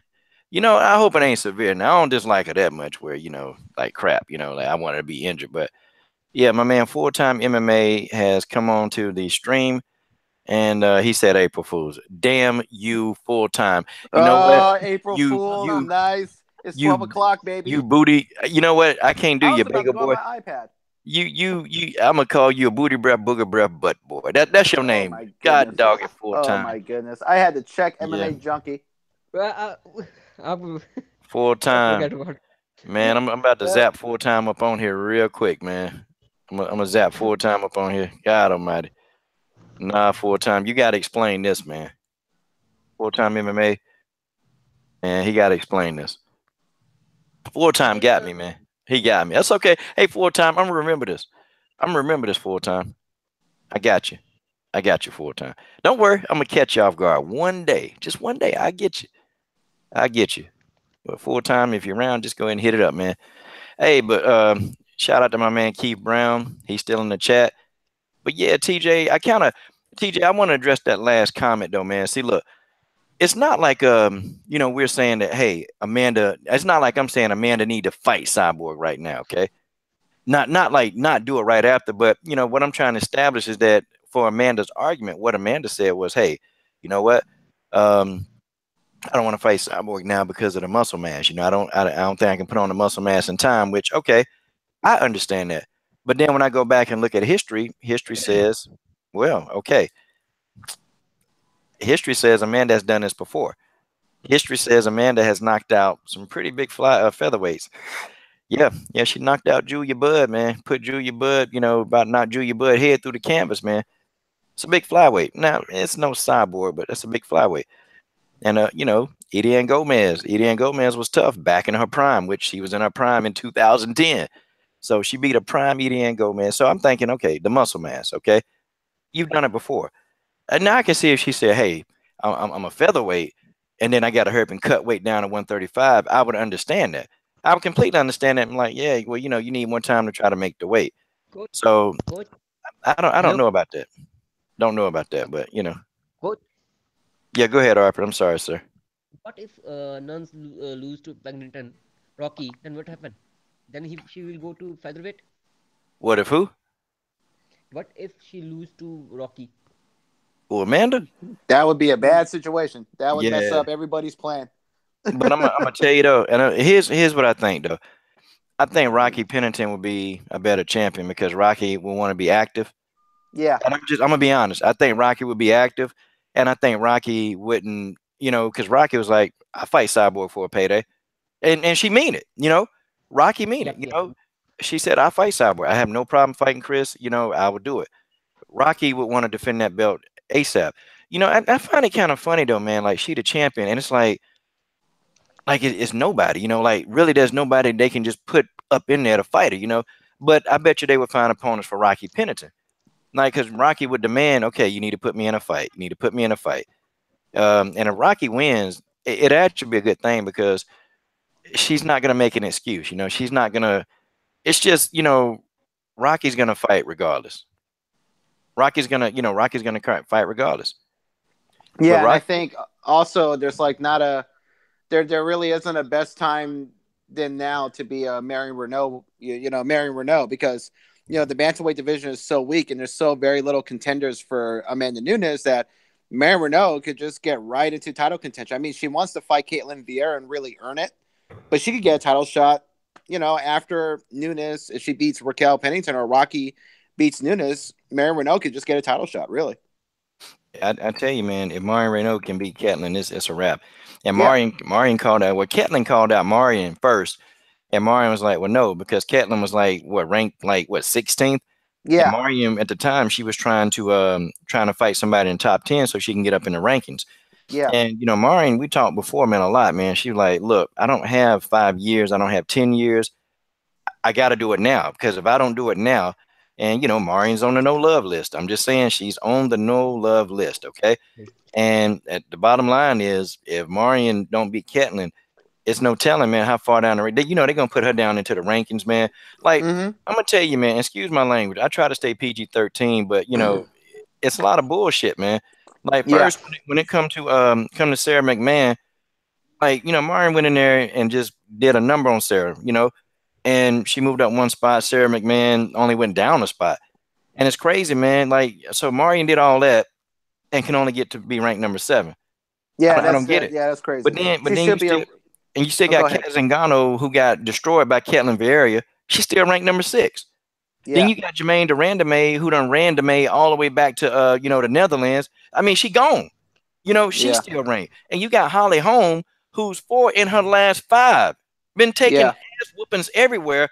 And it's like, okay, man. Okay, I get that Holly Holm is a draw. She's 1-4. Yeah, I get Holly Holm is a draw. I get it completely. Okay. Yeah. Let her be a draw. Let some of these other people, have a chance, man. Exactly. I mean, it took them years. It took them years. I think Marion Renault should be number 2 or number 3 at least. Well, I don't think Marion should be number 2, but because I still think Juliana Pena is ahead of her, and Juliana Pena gonna be coming back next year. Okay, but if Marion beats Caitlin Vieira, she should immediately be the number 1 contender. Okay. Or if Caitlin beats Marion, she should immediately be the number 1 contender. They've been passed over so many times. Marion been cheated, been spit on, just all kind of stuff by this organization called the UFC. So it's like this is her opportunity. This is it, Yeah. Okay, I can understand too. If you want Holly Holm to be relevant, that's fine. Leave her. Just take her out of the top rank. Get Holly Holm out of there. Let these people fight for the title who really want to fight for the title. Who really deserve it. I don't think Holly deserves it now. I don't.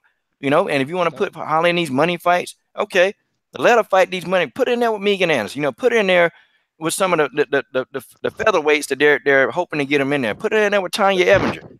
That That's should be all. Megan's tune-up fight. I think Megan's tune-up fight should be against Holly Holm, who isn't an No. easy fight for everybody, but why not? I mean, Holly has fought for the title 3 times, and she's 1-2.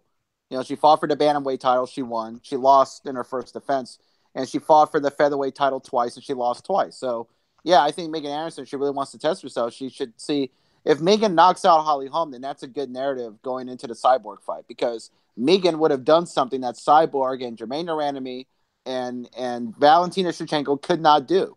I mean, Miesha Tate, yeah, she submitted Holly Holm, but she didn't knock her out. I mean, nobody's knocked out Holly Holm. Not even Chris Cyborg, and Chris Cyborg's the most devastating puncher in women's MMA. So if Megan Anderson could knock out Holly Holm, that is a good story and a good narrative going into a Cyborg fight. Can I say something? Yeah, go ahead, Go Mr. ahead. Harp. Yes, sir. First of all, Holly Holm is a very tough opponent for Megan Anderson. Megan Anderson is a flat-footed. Second thing, she don't move a lot. Megan Anderson will be get TKO by head kick by Holly Holm in third round. Mark my words. She can't fight with like fighter like Holly Holm, because Holly Holm is a good fight. Is a very good fighter at 145. What do you say? I disagree with that, because Holly Holm, she's very one-dimensional, and the problem with Holly is that she doesn't control range well. Like, she knows how to do defense, and she knows how to use lateral movement, but she's out of range to get hit, and then she's not even in range to hit anybody.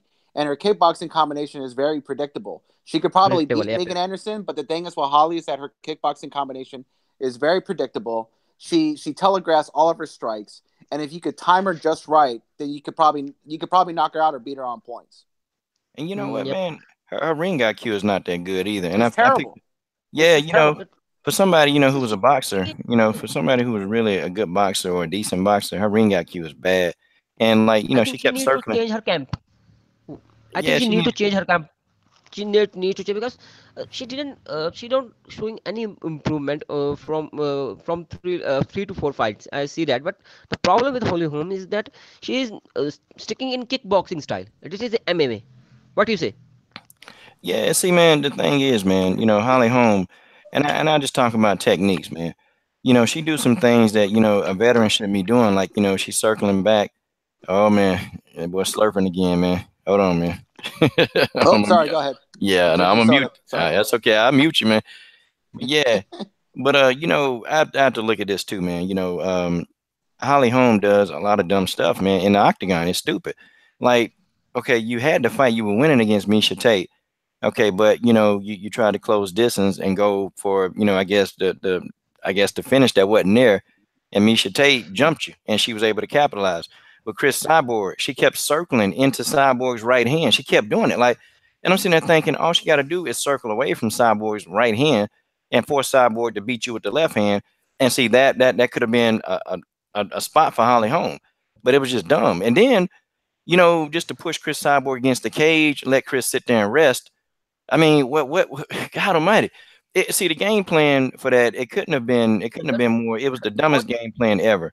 And then hold on, and against Valentina, when she fought Valentina Shevchenko, okay, the same thing. Valentina just made Holly come to her, and Valentina did that. She did that the whole. I mean, she did it the whole fight. Like, she waited. Valentina used no lateral movement. Valentina stood there. She waited for Holly to commit. Valentina rotated, threw an overhand counter right, and then she did that all night long to Holly Holm, and Holly never made adjustments. Yeah, Valentina could not miss her right hook at all, and Holly couldn't even make. And Holly would make some subtle adjustment, but she wouldn't capitalize on the adjustment. Like, when I rewatch that fight, I've watched that fight many times, and so many people try to say, "Oh, the fight is boring and this and that." Like, no, it was a really good technical fight, and there's a lot to take away about it. But Holly would try to make an adjustment with Valentina's right hand. But then, like, Valentina would get out of range for Holly to keep Holly from landing anything. And Holly had no follow-through. And she would get hit again with the same right hook. Like, she'll make an adjustment, make it miss, but then not do anything, and then get popped again. So, I mean, against Megan Anderson, Megan does not have the Muay Thai experience that Cyborg or Valentina and Jermaine Duranamy have. So that could work in Holly's favor. But I just think if Megan could, like, time it well, she could probably hurt Holly Holm with a good right hand, and she has a good right hand. Yeah, you know what? And I think Megan, to be honest, I think Holly Holm beats Megan, but I think that because she's too slow. Megan is too slow. She's too slow for a fighter like Holly. Holly Holm, honestly, will pick her apart. Like literally, the only shot that Megan would have with Holly Holm is to actually get hold of her because Megan is bigger, and Yeah, Megan could try to throw her to the ground. That's the only thing that she could probably try to do because Yes, yes. Megan doesn't move well, and Megan her problems are, and I can list them. Number one, she loops a lot of her punches. Her jab isn't stiff and solid. And then on right. top of that, when, she doesn't do a great job of trying to control her range, and she's got good range, but she does a bad job of it. And so when she goes in and try to close the distance, she can't work her inside game. Yeah, So now you got all that shut down, and you're trying to deal with a mover like Holly Holm, and then she's bad at cutting off the octagon. So right. all of that, if Megan knew how to cut the octagon off, if she could control range, and if she can land her right hand, she would definitely, she definitely be, trying. I mean, she would be knocking people out like easily. She could But put a number on her, and I she think it don't. would be a good fight for free TV as a main event. Like, I'm not going to pay pay-per-view money to see Holly Holm and Megan Anderson. I don't think it's worth $65 or $70, but I mean to see it on Channel 5 for free on Fox or Fox Sports 1, I think it would be a very good fight for free TV. I think TJ, yeah, go ahead. I think Megan Anderson and Hollywood fight will be should be happen, but I think GDR and Megan Anderson will be fun. What do you TJ. say? No, sorry, go ahead. Yes, coach. What do you say? GDR Megan Anderson. Juliana Pena and Megan Anderson. GDR. Who? Jermaine. Oh, Jermaine. Oh, yeah, man. Jermaine kills, man. Jermaine Jermaine will destroy Megan Anderson. starch is a easy word. Yeah. That's easy word. Easy word. I don't know He's a how big. anybody could think that Holly Holm beat Jermaine Duran and me. That's like, that is like such like I can understand how somebody could be so upset that somebody was being dirty that you want them to lose, but there's no way that Jermaine Duran and me lost that fight. Nah, Jermaine just did what she did what Valentina did. Yeah, She did. She did what Valentina did. And she picked, man. She just picked her spots. And that's what everybody do now. They pick their spots. She's very predictable. She don't you know what? If Jermaine, if Holly would actually, do some feints and disguise them, maybe throw like a silent jab and then come over top with a count with overhand right. If she did some stuff like that, if she actually tried some of those mechanics, I mean, even a little bit of misdirection, man, a little bit of misdirection in that octagon, she would actually catch a lot more people. Now I'm gonna tell you, she caught Jermaine when she threw a feint and she didn't telegraph the punch. So Jermaine didn't even see it coming, and she clocked Jermaine with that left hand and dropped her. But she could have kept doing it because Jermaine had gotten into a nice little comfort zone. Jermaine got comfortable, and she was like, well, Chris ain't gonna do nothing. Holly Holm ain't doing nothing. She ain't doing nothing.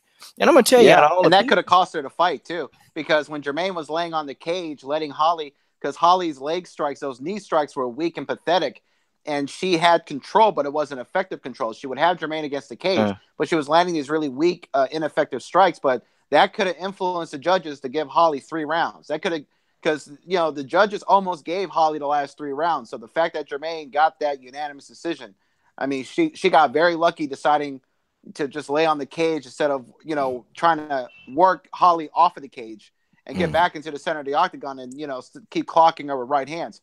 So that could have cost her the fight, but she got very lucky. The judges did good that night. yeah, man, yeah, that's what it is. Well, I don't know, man. Maybe by July, all this mess be sorted out. Yeah. I don't know, because I'm tired. What I'm tired of, man. I guess I'm tired of all, and I just then we get to Grasso and Suarez. I'm just tired of excuses, man. See, I used to hear that. I used to hear that enough in boxing, and it's like now, I'm listening to Amanda Nunez, Megan Anderson. I'm listening to these people make these excuses. But now you got these hungry young lions, okay? These hungry young lions, they are just calling it. Look, okay, I'll fight Chris. Put me in there with her. Come on. I want that fight. I want that fight bad. You got Arlene Blanco who look, I've been begging the UFC to fight Cyborg. I've been begging for years. I want it. And Blanco, good stand-up. And Chris ain't gonna want to go to the ground. That'll be a stand-up battle, I'm just saying, that's just how it is. That's just Yeah. how it is. That's just the way that is. I You know? agree. I think by May we're going to see who's going to be fighting somebody, because every year they do a big summer press conference. I think like sometime in early May, before the Amanda Nunez fight, they're going to have like some big press conference like they did last summer. Mhm. And then we're going to know who's going to be fighting who in July and August. I mean, we know Stipe is fighting Cormier. That seems to be the only fight we know that's happening in July. And Righteous. we don't know any fights that are happening in August, but I think there might be a big announcement with Conor McGregor. There might be something like that. Mm. Yeah, okay, and I'm gonna talk to my boy here, TJ. Okay, he says the problem, no one wants to see Blanco fight Cyborg because they don't know who she is. Well, that's the reason. That's the reason. That's the reason why Blanco needs to be in the 145-pound division. That's the reason why they need to get Amber Liebrick. Okay, that's the reason they need to get Gabrielle Holloway in the division. That's the reason that they need to put these fighters on the roster. Let these fighters fight each other. Let them build up the name of the man. The flyweight division could be lit if we got these. If we got these featherweights in there, man. It could be lit. Like folks, do you know the matchups that we could have if we could have the 145-pound division, man? Like man, it could be good, but I think I don't know what Dana's thinking. I don't know what they thinking. Like, why won't they build this division? I'm like, why won't it? I mean, it'll make a heck of a lot more sense. You get some more stars out of it. You got some I tough think they are. fighters. I mean, you got a lot of them, man. Yeah, I agree. And I I agree. I think agree. it's also this one guy, he pointed out to you, I think it was a few months ago, how the UFC, I don't know if they're hemorrhaging money because they got the money, but they might not be willing to spend a lot of money on a division that's not going to be a great division in the near future. I mean, just look at the top 20 best featherweights in the world, according to I forgot the website that has like the top 20, but the majority of those women are so green, man. They just haven't been around long enough. I mean, they're just too green to fight somebody like Cyborg. See, man, It's like I we just need don't see to a we lot of need growth with Cyborg. we need to ignore the Cyborg haters because we know why they don't want the division because of Cyborg. Look, No, I want the they division need to grow, we but need under we, Cyborg, she's going to wipe out the whole division. but see, look, but when Chris leave, she gonna leave a legacy that somebody else in that division, okay, that in somebody else in that division is gonna want to rise to, man. Yeah. Okay, it's not that. It's not that. It's not that. They need to put them in legit featherweights.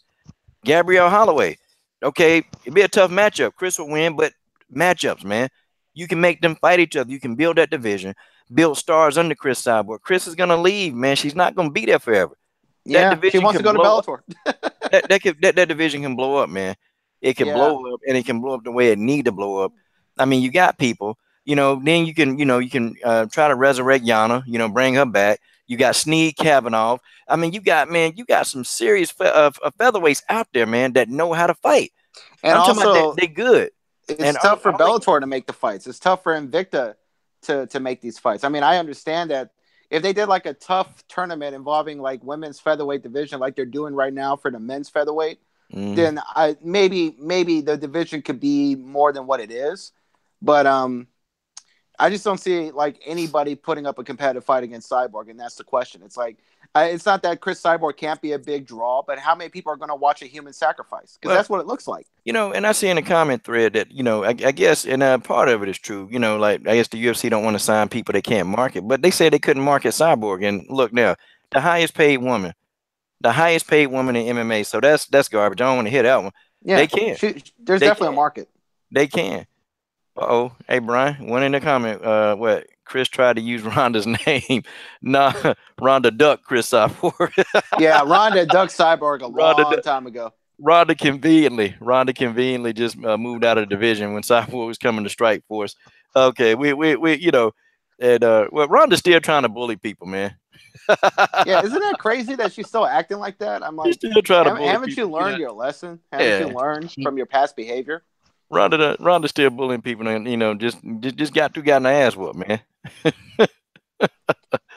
Oh man, I tell you, Yeah. but I tell you, man, they can build that division. They can, and they could. They could. They could build that division. And I tell you why, because you got people who vocal. You got Gabrielle Holloway. I mean, she good on the microphone. What do you need to sell? I mean, you need people on the microphone. Look at Juliana Pena. Juliana Pena, she got out there, she got busy. She got busy. Juliana Pena got busy. She got busy doing interviews on the microphone. Now I thought she was doing a little bit too much of that, but you know what? She had to, because they wasn't gonna push her. Juliana Pena got off her ass and did what everybody else was complaining about. She started selling herself. You got fighters in this 145-pound division that are ranked, that will get on that microphone, that'll tell Chris to her face, "Let's get this in." You Let's got get to do half the work. I mean, the UFC. Yeah, man. I mean, look, I criticize the UFC for like under promoting, black fighters and Brazilian fighters, but to come to their defense, you got to do half the work. You got to do at least half the work, because that's what Conor McGregor did. I mean, it's not. I know Conor McGregor has the right look for being a white man, but most white men can't even get, can never bring in the type of money that Conor did. But the first thing he did, he worked on becoming a great striker. He worked on becoming a great fighter. He tried to work on that, but the second thing he really worked on was talking shit and having to market and promote himself. He had to really work on that.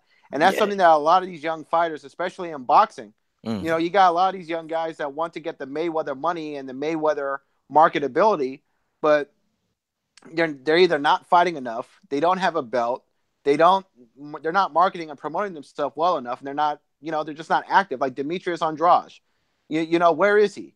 Like this guy gives up his belt, or he has a belt and he doesn't defend it enough, and he's calling out all these big names, but it's like you're not even doing half the work that Mayweather was doing 10 years ago. Yeah, and the sport of boxing is dead. We ain't even bringing up boxing, man. I just forget about it. Yeah, I don't want that conversation. But it's the same I see in MMA. Yeah, it's like, I see what you're saying, brother. You gotta like market yourself. You gotta be active. You gotta put in the hard work. That's what Conor did. Like Conor had to take on fights at short notice. He fought Nate Diaz on a 10-day notice, and then he fought the rematch, and then he fought Eddie Alvarez. In a very quick turnaround after the Nate Diaz fight. And that rematch against Nate Diaz could have gone either way. Conor took a lot of punishment in that fight. He had a bad foot. He broke his right hand. He basically, in training camp, he trained with only one good hand leading up to the Eddie Alvarez fight. And he took that fight. He beat the hell out of him, won a belt, brought in all that money. And that's what convinced Mayweather to fight him, because he realized, I can make so much money off this guy. But Conor had to bust his ass for years to get that fight against Mayweather. See, that's what you're supposed to do. But a lot of these boxers and a lot of these MMA fighters, they just don't really want to put in that hard work. They too stupid. They don't understand the power of social media. They don't know how to sell themselves, man. And if you look at it, man, and they ain't saying they stupid, like, mentally stupid. They just they're just ignorant to the fact. Like, let me tell you, man. Okay, I'm a Valentina fan, but if you want her to try to sell a fight, her personality gonna do it. But if you want her to like try to hype it up and trash talk, it's not gonna happen. She's not gonna do it. She's not going to do it. It's just that's not in her DNA to trash talk, because she's actually a fighter. She would tell you, well, I'm not an entertainer. I'm a fighter. I know how to dance, but I can't trash talk. But see, between her and Juliana Pena, that fight was building up, and Valentina had a lot to do with it. But Juliana Pena sold that fight. She sold the hell out of it. She said that, I'll turn Valentina into mashed potatoes. I'll do this. And you got guys like me was talking about it, like, what? Who is Juliana Pena think she is? Who the hell does she think she is? She can't say that about Valentina. Damn it, Juliana. See, we were all talking about it. But guess what? We were talking about it. Yeah. So that ought to tell you. And we still talking about Juliana Pena right now. Like, hell, I'm wondering when because you know what? When I did videos on Juliana Pena, they did good views. Why? Yeah. Because people, they like the people that can trash talk and sell the fights. Yeah. Even down I think Amanda Nunez could be good at talking trash if she really cared enough. I mean, she could be good at it, but she just doesn't care enough. It's the same with Valentina. Valentina could talk trash, I agree with but she just doesn't feel like it, Hold on. Yeah, I'm sorry. Go ahead, Arpit, sir. I was saying that it's not about selling the fight. You have to show the people that you can back it up your trash talk. This is Conor McGregor said those things and he backed it up. And the problem with Juliana Pena, she said, I'm going to do this and that, but she got beat. And everybody now everybody forgetting about her. Now, same goes for Megan Anderson. I'm going to take that belt, and after that, no sign for her. No sign at all for her. We cannot see her in right now. Where she is right now, nobody knows. Yeah, that worked for Floyd. You have to back it up. Yeah, You you have to gotta back be it up your trash talk. you gotta be able to fight and back it up. And that what but Juliana Pena was doing it till she fought Valentina. I mean, she was Yeah. actually doing it. So, and it's not like Juliana was a bad fighter. It's just that Valentina was more skillful. And If Juliana Valentina, Pena didn't injure herself, she would have fought Ronda Rousey probably back in 2015. yeah, and and she probably would have had a chance to beat Ronda. I mean, looking at what Ronda was, and how really one dimensional Ronda Rousey is and still is and was back then. But I You know, think Pena, she has no stand up. So I think she would have played into Ronda's hands and Ronda would have gotten her in that armbar.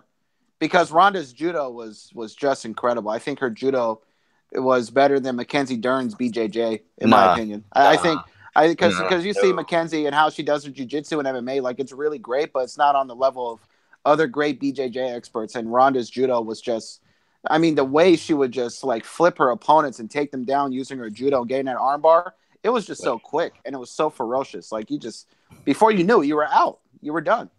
But You see, just you know walk in how. there and then like you're out. But see, a very very good BJJ practitioner, masters of that, they beat that judo stuff. Like Yeah, I know, but Ronda Mackenzie tried is that just crap. not that. Can Ronda I say tried that. something? Man, Mackenzie is good, bro. Mackenzie She's good. great, but you Her saw her in her BJJ, last fight. I ain't talking about fighting. I'm talking her BJJ skills are good. If she gets you to that ground and she secure a takedown and she got you down, I'm telling you, man, she got a really high probability of submitting you. Yeah, Oh, but I don't think it's on the level of Damian Maya or even Sajara Eubanks. I think Sajara's BJJ and MMA is better than yeah, Mackenzie Dern, in my yeah, opinion. yeah, probably. So I agree. Arthur, go ahead, man. I think Mackenzie Dern is a hype job. Yeah. Nothing else. Nothing else. She gonna be beat down by Yeah. Amanda Cooper. She gonna get her ass her kicked, and sooner or later she gonna leave the promotion because this is a high MMA, not judo competition or BJJ. This is a high level competition, and she can't. She didn't. She just like Paige. She can't improve her skill. She have to go. I just love the way he said that. He just said Mackenzie Dern's a hype job. I'm like, yeah, that's true. I can't argue with that. Okay. So then I'm gonna ask this. Okay. All right. What if Mackenzie Dern wins again? And she keep winning again She and if again she, and if again. goes Then now if what? she go to judges, if go to judges, then she gonna win because UFC backing her up. I agree with that, but also like Mackenzie, it's her striking and stand up that's terrible, but on the ground, on the mat, she's very dangerous. I think she's gonna beat like the lower caliber opponents, but when you get her into like the top 10 and even the bottom 5 could beat her. I But think see, Randa Marcos, could beat her. I think a lot of people in the top 10 could beat her. here's my defense of Mackenzie. Okay, small defense. Mackenzie Dern she's still a prospect. Like, I mean, guys, let's be honest, okay? What kind of stand up do you expect her to have? And I'm just saying, what kind of stand up do you expect her to have, okay? Who, she was purely a BJJ practitioner. That's all she did. Guys, I'm telling you, even when I boxed for years, dude, it takes a while to learn how to perfect your jab and not only throw the jab, but how to throw it at the right angle, how to throw it against tall people, how to throw Yeah, it against people at mid range, how to throw it against people that's shorter than you. Do you know how long it takes just to perfect your jab? We can take it to another step. How to perfect the hook. Okay, how to perfect the hook, how to perfect the overhand right, how to throw those at the proper time, how to defend against counterpunching. All of that stuff when you're standing, that stuff take a long time. Her stand up ain't gonna look great. It's not gonna look great for a long time. Mackenzie Dern is very, very, very young, and so with that I say, the more that she increases in competition, yeah, the probability is she's gonna get beat. Now, I think Ashley Yoder did beat. I thought Ashley Yoder won the fight. I point blank think Yoder won that fight, but the judges gave it to Mackenzie Dern. Her next opponent, I think they're gonna put in there with somebody a little tougher. But we'll see how much she's evolved. Because if her stand up isn't there and you got those girls that can do takedown defense. Now, if you got those people who they're very, very good at takedown defense, then Mackenzie Dern in trouble. She in a world of trouble. I agree. Because And that's my thing with Mackenzie is that her stand up, she doesn't use it the way like Damian Maya or other BJJ experts that use stand up to really control range and distance to set things up for a takedown. Like Mackenzie, sometimes she's just too eager. She like rushes the takedown. And Ashley was stopping all those takedown attempts, almost all of them until the third round.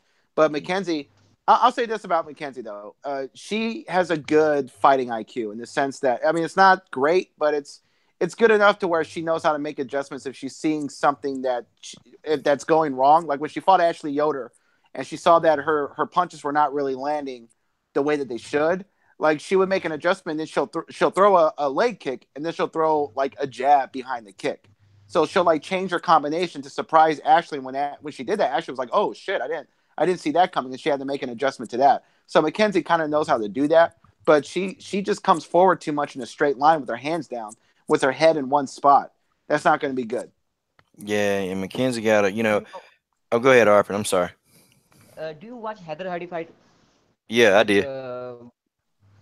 man, this is similar to Mackenzie Dunn. If somebody have a higher IQ, fight her Mackenzie, then think what gonna happen to her pretty face. they they're gonna. Many people want just like Paige. Paige is in 125, right? No. Page is a flyweight.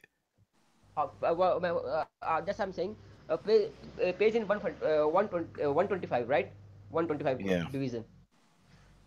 The problem with Mackenzie Dunn and Paige that they are not improving their skill. They're not getting in the game. This in the end you have to polish your skill to get the big. Well, Paige is regressing because her old camp convinced her to be an outfighter. That's not who she is. Paige Van Zandt's not an outfighter. She's more of a mauler. She's more of aggressive, like wrestling mauler type. When they convinced her that she could be an outfighter and to be a striker, that's when she started getting worse, and she's gotten worse. She's not getting any better. Yeah, and then Paige, mechanically, and we're just gonna talk about okay, Paige, Paige mechanically is just she just don't move well. She don't have fluidity. She don't have it. She don't have fluidity. She don't, her moves, all her movements, they look uncomfortable, and even, she's flat footed, she just makes a lot of herky jerky movements. And it's not, to me, I think there probably could have been a good fighter in there somewhere, but it just seemed like her body just don't react and don't move well enough for her to do what she need to do. That's just my thing. And my man TJ 347, he's in there. And TJ, I agree. I think Mackenzie Dern is improving. I think she is. I think she is improving, but now it depends because the next opponent won't be an Ashley Yoder. It may be somebody stronger.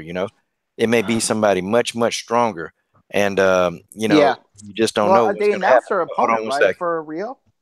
Who McKin? Well, no, see, I don't know. I I'll mean, look it up. I hadn't seen it yet, but yeah, her opponent might be a little bit stronger, and I've noticed too. What Ashley Yoder was able to do, and Ashley Yoder was actually a lot weaker than Mackenzie Dern. But what Yoder was able to do, Yoder was able to stop those takedowns. Yoder did a great job. And see, I knew that Mackenzie Dern didn't really have an answer. She had no answer for that whatsoever. Okay. Yep. That's I'm saying that Mackenzie didn't have to polish her skills, or else she gonna get knocked down, knockout, or Yep. I think she should polish her skills and she should concentrate on her at wrestling and Amanda work on Cooper. Okay. Oh, she fighting Amanda Bobby Cooper. Yeah. Yeah. See, See, now that's a good step up. And she gonna Amanda lose. Cooper, I think She gonna lose. Mackenzie. Yeah. I think Amanda Cooper is a good step up, and Mackenzie could beat Amanda Cooper. She takes it to the ground because Cooper has no real ground game. But Amanda's a good boxer. I mean, she has some good boxing. So if they keep it standing up, then Amanda could knock out Mackenzie. But if it goes to the ground, Mackenzie's going to win. Yeah. Now I agree with one little thing. I guess I agree with what Lavelle just said. At Says 224. individuals have never been in a fight, regardless if it's boxing, kickboxing, MMA, will never understand the levels of high level combat sports. I agree with that 50-50. Like my man, I interviewed Joe Pereira. He was a street fighter, man. And he was and to be honest, man, fighting in the street, a high level street fighter, it's crazy, man, how much they know about fighting. He taught Janice Gomez how to throw hands. And Janice Gomez is, for age 17, she's definitely a good striker. But if you've actually never taken a punch, like if you've never had your nose broken, if you've never been in a knee bar, Kimura, I mean, folks, I'm telling you, if you ain't ever done that before, it's kind of hard, man. It really is hard to kind of, man, know how a fighter's feeling. Like, like you break your nose, you can't breathe out of your nose, or somebody kick you in, kick your body, I mean your ribs hurt, man. I mean it's a whole lot of different stuff, man. Or you getting kicked in the leg, or somebody hitting you in the solar plexus. Man, it's a horrible feeling. Your liver, man. You ever had a liver shot? I'm gonna tell you, I've had all those things, so I understand it. But a lot of people have never been in there and actually tried to fight and spar and do none of that stuff, man. It's crazy. But yeah, and some of these fighters, man, they can't take it, man. But I think though, in the case of Mackenzie Dern, and what we gotta realize, she's still a prospect. Okay, but she's taking a step up against Amanda Bobby Cooper, and Amanda Bobby Cooper is pretty good. She's decent. Yeah. That she can go in and she's going to physically. And Amanda Bobby Cooper is also good on the ground. See, okay, let me break this down to y'all, and I'm gonna see if y'all get it. Okay, so here's the thing: in a BJJ tournament, right? It's very different than being in the octagon, and not because of the strikes. Because see, in a BJJ tournament, you can't put somebody in a triangle and then deliver elbows to the top of their head. Right. You can't do that. See, in MMA land, some of the stuff that Mackenzie Dern tried to do, what that she would try to do, if she do that in the octagon, she gonna get hurt. Like if she try to just take people down, and if she try to like mount them like she would in Brazilian Jiu Jitsu and try to roll to an armbar. Well, see, that person can reverse the position. They can put their knee up there. They can do anything to try to stop that. But they're able to do that.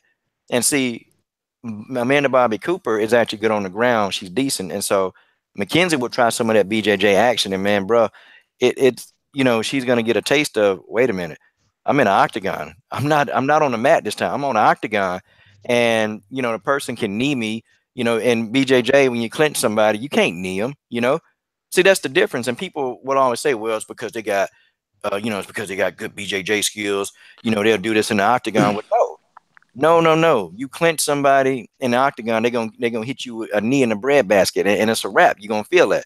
You're gonna feel it, and then you're Yeah. gonna be less It's likely to like, throw that clinch. I mean, you're gonna be less yeah, likely to do that.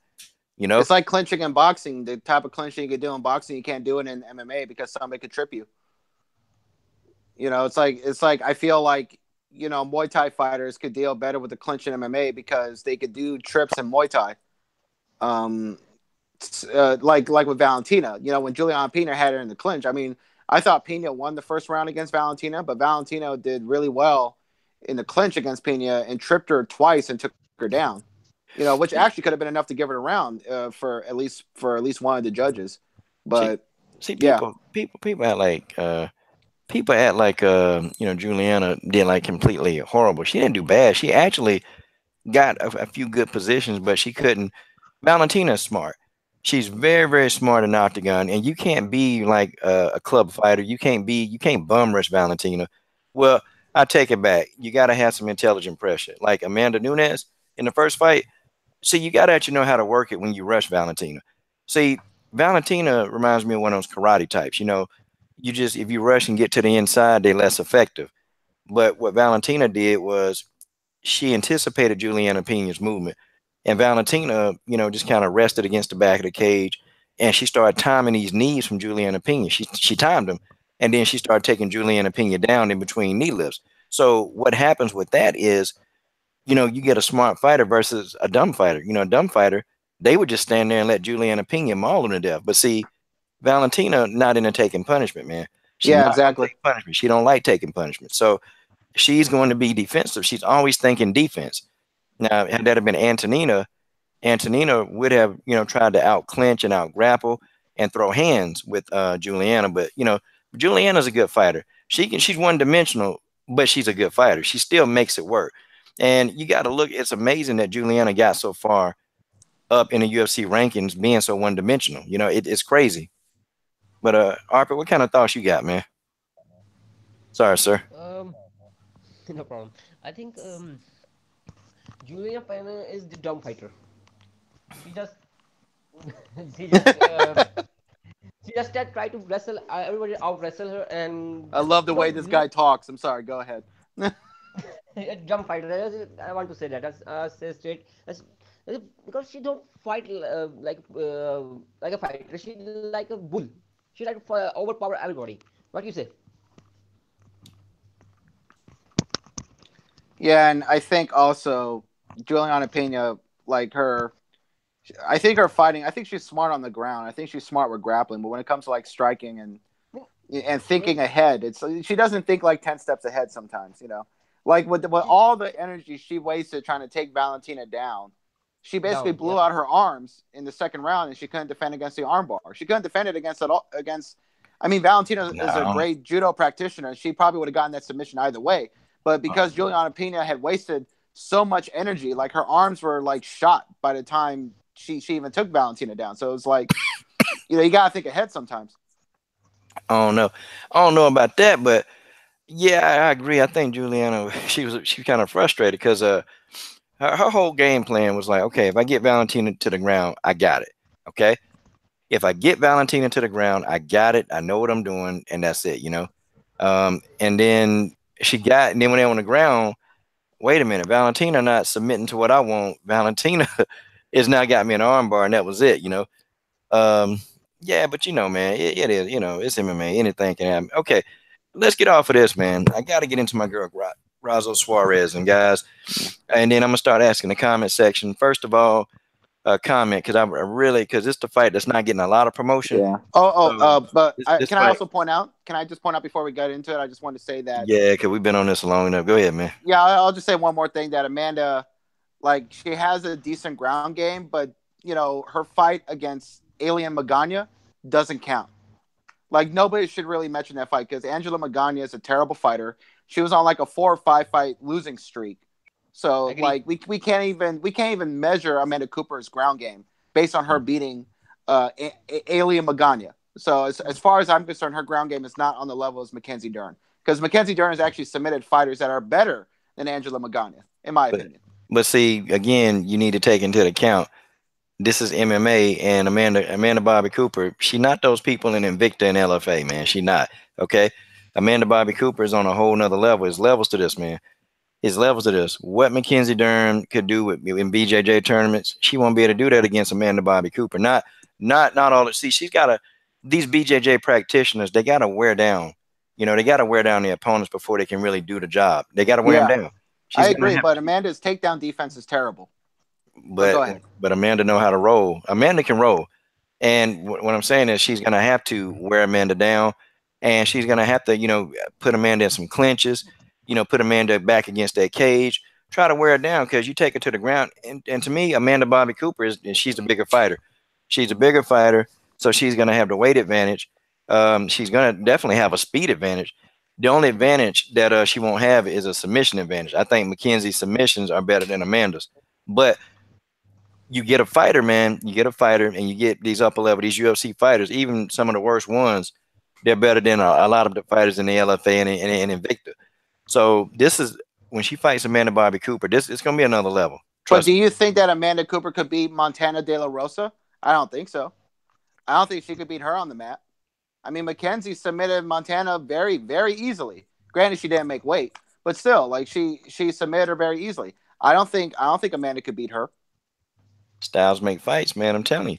Okay. See, just because Amanda can do it or can't do it, then that don't mean that the other person can. See, it's how it match up, man.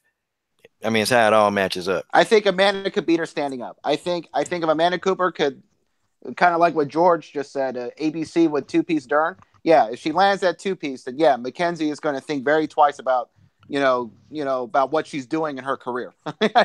Just because I've seen Amanda Cooper knock out a woman in 8 seconds. It's on YouTube. It's the fastest knockout I've ever seen in my life. At least on for women's MMA, for strawweight, that's crazy. See, Amanda Cooper, and she's not garbage, man.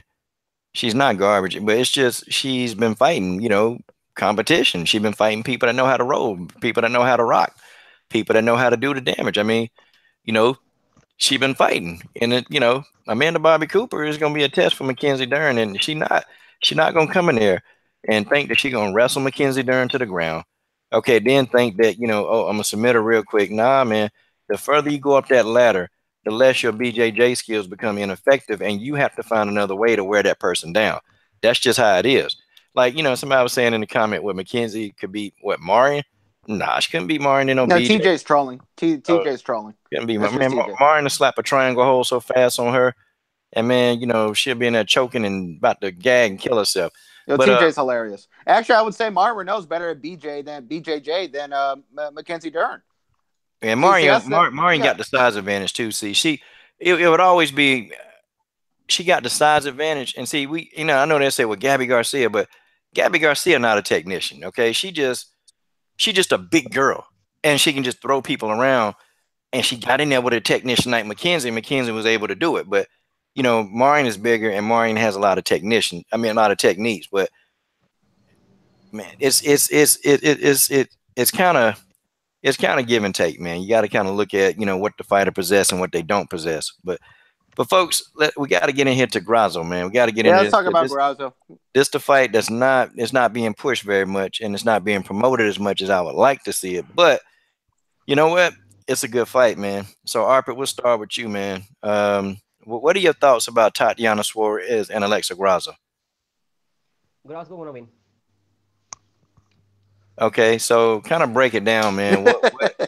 Yeah, you just said she's gonna win. That guy's very direct. He's like, Grasso's gonna win. That's it. Okay, well, why? Move on. She's good at her because she's good at boxing, and she's well-rounded MMA artist. I think so. What do you think?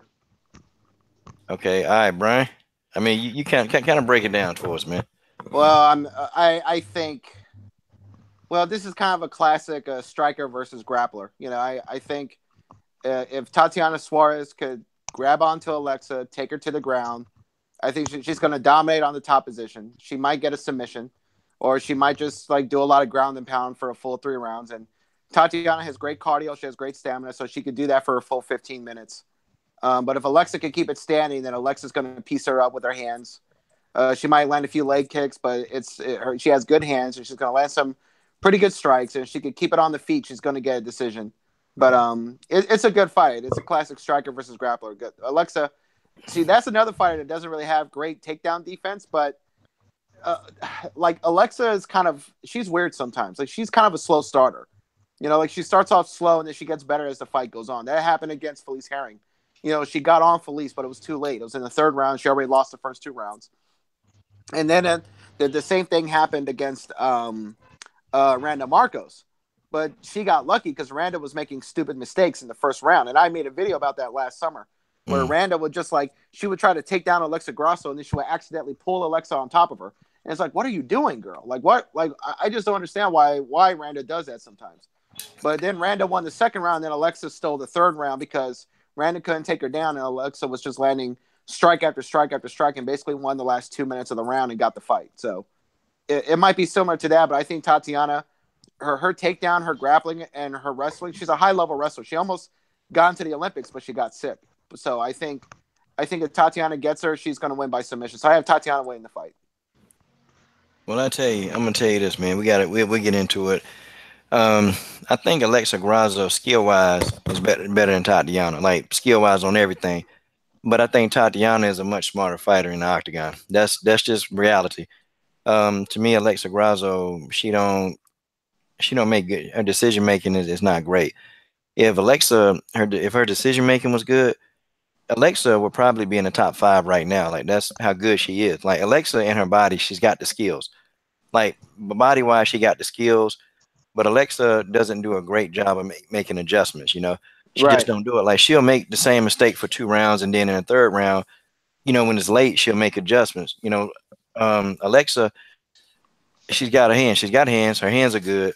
Her kicks are very good. They're very underrated, and her ground game is very good. And I think Tatiana Suarez she better not sleep on Alexa's ground. Okay, she better not, because if she does, that's gonna be the end. Alexa Grasso moves better than Tatiana Suarez. Tatiana Suarez stand-up is not great, but the thing of it is, though, Tatiana Suarez is smarter because she's going to cut off that octagon, and she's going to lure Alexa into her power hand. That's what she's going to do. And then she's going to try to get in close and body Alexa, and then make Alexa fight her game, which is, she want to be in a clinch. She want to take you down. Now, Tatiana Suarez can't get too overzealous because she's going to see that Alexa is smaller, much smaller, and she get in there and get happy. Alexa will pull guard in a minute. Okay, Alexa Grasso will pull a guard in a minute. She'll put you in that guard. And she also is very good with the triangle. Alexa has a very good triangle, and she can contort you in a different ways that you don't want to do it. But that's my whole that's my main assessment.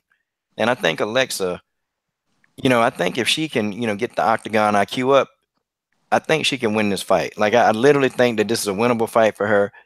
I think Suarez is man, she's much more aggressive, man. She's aggressive and she's like a hunter. And Alexa can't fight Suarez going on her back foot. She can't do it, man. And Right. if she try to stand in the pocket, Suarez is going to duck up under her jabs and she's going to take her down. So Grasso got to be ready for takedowns and she got to be first. Grasso can't sit back there and wait, man. Wait for Suarez to do something. Grasso got to be first, man. And she got to be accurate first and often. That's what's got to happen. So Yeah, I agree. I mean, Alexa has to get off first, and she has to defend against the takedowns. yeah, I mean Alexa, her feints, man. She used to do these predictable feints, but they cleaned that up. She cleaned it up a little bit. And her feints are actually doing what they're designed to do. That's draw a reaction from an opponent. Like at first she was just kind of doing them, man, because it was just comfortable and she was just doing them. And so the opponents didn't take those feints very seriously. But now she's doing them with the purpose to draw a reaction to see what her opponent's gonna do, and then to try to, come up with a game plan to actually land her shots in. So she's getting better, but she can't fight a dumb fight against Tatiana Suarez, or she's gonna get destroyed. She can't do it. Yeah, I agree. I just think my problem is the takedown defense of Alexa Grasso. She gets taken down very easily, and Tatiana is going to go after her. And Tatiana has like so many different ways of taking you down too. Like, I mean, she could grab both of your legs or grab one leg and just try to switch it and take you down. She has. I mean, once she grabs you, I mean that's it. She has so many different ways of taking you down. And Tatiana like to lift you up off the ground too. I mean, she's strong, man. She's real strong. So it's like, okay, so what does Alexa do? Literally, what does she do? Because do she try to body up with Tatiana? Well, no, probably not going to work. Does she try to keep Tatiana at a range? Yeah, but you gotta, she got to put some intent behind her strikes to get Tatiana attention, because Tatiana like to walk forward. Now her head movement it sucks, man. Tatiana's her head move, she don't have it. But she's got to use intent, man, to hit Suarez, or it's not gonna work. Like Vivian Pereira, she's like 5 foot tall, and she was trying to outbox Tatiana Suarez with no power. Like it's not gonna work. And when Vivian Pereira actually attacked and tried to get off and try to really go at Tatiana, she was successful. Like you got to hit Tatiana hard, man. You got to hit her very hard. Yeah, that's also the thing too. And for me, I felt that Vivian. I just went for Tatiana because I was like, I'm such a big fan, and I love that she beat Amanda Cooper. At a tough 23, I think it was. Yeah, it was tough 23. But I wasn't expecting it to be so one-sided. Like that was the thing. I thought it would have been more competitive. I just felt that Tatiana's wrestling. I just think that a high-level wrestler could really deal with a high-level BJJ expert. And I just felt that would have been the case. I felt that would have been the case. See, the thing with wrestlers, Brian, they're really not comfortable on their backs, man. They're not. Yeah, they're usually not. And they have an issue with that. Now, if a wrestler can get a mount on you, then they're in a good position. But a BJJ person, they're really at home. And see what a BJJ person is thinking. A wrestler's thinking, I got to get up. A BJJ person is thinking, okay, let me get you in my guard. Okay, let me try to roll you over and let me put you in my triangle and choke you to death. Okay, yeah. Or let me get your head just far enough into my triangle where I can just hit you with elbows or try to twist your neck. See, a BJJ practitioner, that's what they're thinking. A wrestler, they're trying to sprawl, they're trying to scramble to get back up. They're trying to put their knees into your stomach so they can push you off, so they can stand up and then get a mount. So, I think the BJJs, I think they're a little bit more dangerous because they can submit you. Where the wrestlers, their bodies are not very comfortable, with doing submissions. They do them, but BJJ person, man, they can submit you from their back. They can submit you in a half mount, in a full mount. They can pass guard and submit you. It's crazy, what these BJJ practitioners can do to you. That's true, but I think like a high level wrestler really knows how to avoid that. I mean, once they learn so much about BJJ and how to incorporate it, I feel like with Tyron Woodley, he's a high level wrestler and he really knows how to avoid. The way he was able to avoid Damian Maia with just one good shoulder was amazing. But I mean, then again, that's Tyron Woodley. He's an all time great. It's like it really depends on the fighter. But Woodley, I mean, if you're a BJJ expert, it doesn't matter whether you're a black belt or whatever. I mean, I just don't see anybody submitting him. Like, you have to knock him out in order to beat him. But see, we can take that same example and say Martin Renaud and Sarah McMahon. I mean, Sarah McMahon was an Olympic wrestler, and True. Martin Renaud submitted her. So I mean, I'm just saying, where Sarah McMahon comfortable in the mount, Martin Renaud is comfortable on her back, and it just, the BJJ people, they got more to work with because they're thinking, I'm looking for limbs. Where the wrestler, when they're on their back, I got to get up. I got to find a way up. BJJ people, they trying to find a limb. They looking at your neck. Okay, that's what they're thinking. Or, they're trying to get your arm and slap it in a Kimura. They're trying to do an arm bar. They're trying to figure out a head and arm choke. Or, they're thinking of all these different things to get you up out of there. But, but between Grasso and Suarez, though, it's going to be a good matchup. But I think so. I think Suarez, I think she's a bit too physical. Okay, that's just my opinion. And Arpit thinks different, and that's fine, man. He thinks different, and he's got Alexa Grasso winning this fight. So yeah, I think Suarez's grappling is going to be just too much for a full 3 rounds. But Alexa surprised me before. She surprised me against Randa Marcos. I think she's going to surprise me again. Yeah. And guys, I guess the last one, I know TJ 347, he does not think Herrick is going to win. He's got Herrick getting her ass whooped. Brian, Arpit, what do you guys think about Herrick? I'm going to ask y'all this again. Felice Herring, who's she fighting again? Carolina, right? Carolina Kovacevic. Carolina going to win, sure. Okay, why? Well, because she's a good counter puncher, and Phyllis is not, and she is good at she can have more power than Phyllis. Phyllis in her, when she hit harder. What do you say? Okay, Brian, what's up with you, man? I think Felice is more diverse in her game. She can't beat Carolina standing up. I think she could take her down and try to submit her. Like Carolina has no. She doesn't have a ground game, and I don't think she can really defend herself on the ground. Like, if Rose Namajunas had really focused on taking Carolina down, and maybe Rose was at a different place mentally 2 years ago, but if Rose had really focused on that, she actually could have beaten Carolina because she couldn't deal with Carolina's stand-up, and the knees to the body were very devastating. And Rose was getting very hurt badly in the 3rd round, and she lost that fight because she lost the 3rd round. Like, the fight was even going into the 3rd, and Carolina just stole it with the knees to the body. But I think Carolina, if they keep it standing up, Carolina's going to beat the hell out of Felice. I just don't think her kickboxing. I don't think her kickboxing could deal with Carolina because Carolina, she hits really hard. She's very accurate and she's very tough moving forward, and she has good footwork when she's coming forward. But if Felice could take it to the ground and do a lot of grappling, I think she could get the fight. Wow. Okay. I don't know. I'm gonna go with Herrick, man. I know people, man, you crazy, man. What you picking Herrick for? Because Herrick is improving, man. I don't know. I can't count out Herrick. Okay, I can't count Herrick out. Like, like I said, I know Herrick. I roast Herrick. I know I've roasted her a few times on this channel. But at the end of the day, man, Herrick she's evolved. Her skills are better. She's much better than what she used to be. So I must roll with Herrick on this one. I'm a big Karolina Kowalkiewicz fan. To the people that say, "Oh, you don't like Polish fighters, coach. You don't like the Polish," but I'm a Karolina Kowalkiewicz fan.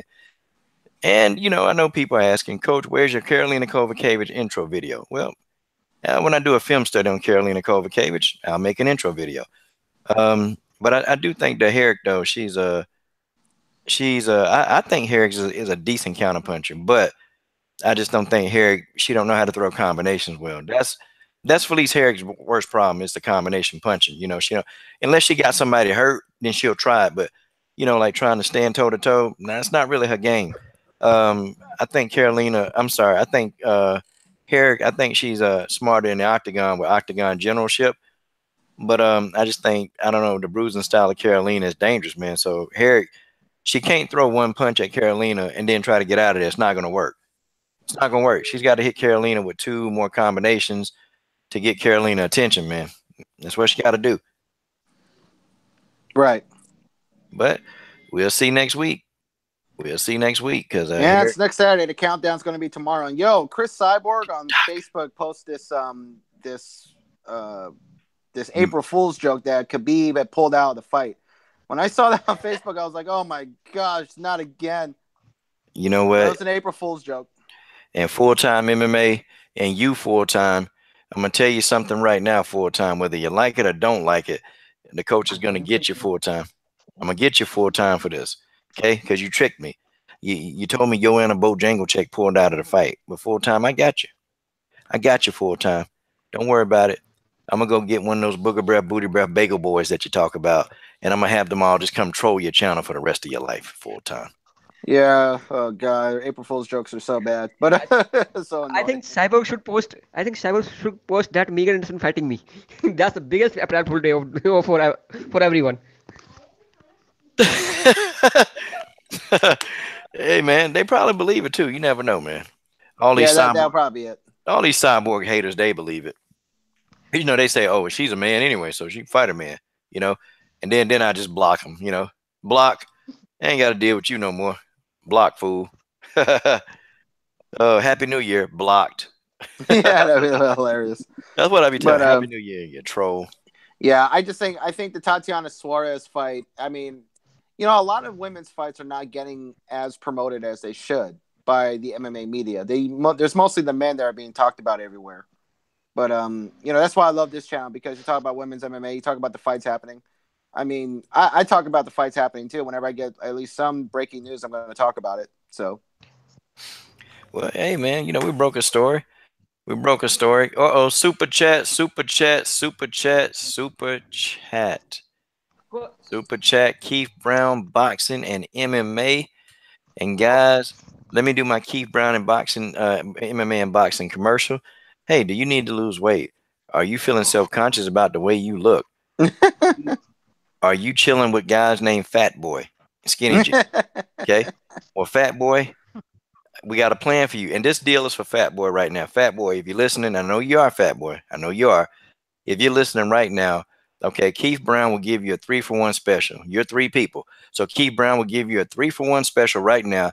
You got to reach out behind the scenes. Contact Keith Brown now, Fat Boy. He can come up with you with a plan. He'll help you out. But you got to contact Keith Brown, MMA and boxing, okay? If you need to be trained, okay? If you really need to be trained, contact Keith Brown, MMA and boxing. If you need a logo, contact Keith Brown, MMA and boxing, okay? TJ347 in the super chat, super chat, super chat, super chat, super chat, super chat, super chat. Woo, whoopity doo. All right. So that was my commercials, man. I made them all for these guys. that's good. TJ347, he's a big Misha Tate fan, and he's an Nunez fan. And TJ347 has he's tricked me once before, TJ. And now I think you in full-time MMA, you guys were co-conspirating to trick me, to get me to think that Bojangles was pulling out of the fight, TJ. I think you told full-time to do that. I think you told him that. And you know, and you guys laughed. Oh, you were laughing at the coach. You were laughing. So gullible. I fell for it. I fell for it all thanks to you, TJ. Damn you. But shout out to TJ in the super chat. Much love. Yeah. And you know, also there's not a lot of flyweight fights that are happening right now. Hey, I'm like, what? hold I'm on. like, why isn't Rachel Ostovich signed to fight anybody? Who knows? Brian, hold up. Hey, TJ, you take that back. May Yamaguchi is not beating Andrew Unstoppable Lee. Hey, you take that back, damn it. Take it back, damn it. You can't say that in this chat. You can't say that. What the hell are you thinking? The hell are you thinking, TJ347? The hell What did he say? When did he say this? says May Yamaguchi is gonna defeat Angela Unstoppable Lee II. Shut up. No, TJ. I got Angela Lee in that fight. You're out of I line, got damn it. Angela. I got Angela. I'm sorry. You're a hater. No, not about TJ. Stop, man. You killing me over here. Ah, damn. Oh God. My sister from another mom, Guitar Babe. What's going on? Yeah. Guitar Babe, what's up? That is family. Guitar Babe is family. She is awesome. TJ, Yeah. TJ, you know, I thought not even you saying this can ruin my night, but TJ, you ruined it for me. Damn it. Damn it. Oh TJ. gosh. The hell's wrong with this guy? How you gonna explain this? Damn. You know, I think Barb Honchak could fight Liz Carmouche. I mean, they're both coming off losses. Yeah, that'd be an interesting matchup. Yeah. That'd be Or a good Bob match. fights Roxanne because I've been wanting Roxanne to fight Barb Honchak for a long time, Yeah. and I thought that fight was a sure thing until Sajara couldn't make weight. I thought that fight was going to happen. I was like, oh my gosh, are you kidding me? Roxanne need to retire, man. Roxanne need to go and get up out of there, man. Not after the fight against Nico. Nah, she has at least 5 fights left in her. Okay. So TJ said put up $100 wager. Okay, TJ, I'll take that bet. Angela Unstoppable Lee will defeat May Yamaguchi. Sure enough, I'll take that bet. He's not going to pay you when he loses. He's not going to pay you. Yeah, he will. Okay. No, he actually will. Oh, well, good. Yeah, he will. Good. I'll take that bet. I remember so many Kovalev fans didn't want to pay Andre Ward fans. When Andre Ward, won that fight when he beat Sergey Kovalev, the first fight. Oh my God! On Facebook, like there were so many Kovalev fans that would not pay Andre Ward fans. It was so wow. It was just hysterical. It was so bad. Like I was, you know this guy, Corey Bradshaw, the ILTBA boxing. No. You got it. Yeah, ILTBA boxing is a boxing community on Facebook, and everybody was like betting on which fighter was going to win. And when Andre Ward, when he got that decision, man, so many Kovalev fans didn't even try to pay their money. It was so bad. They probably won't, man. But yeah, well, TJ ain't a Kovalev fan. Matter of fact, I know TJ would not like Kovalev. But y'all, a couple things coming down through the pipe. I just did a really good interview with Christina Mark. She was on The Ultimate Fighter. Oh, good. Gonna get up out of here in a minute. Did a good interview. I know Christina Mark. She was on team Eddie Alvarez's team.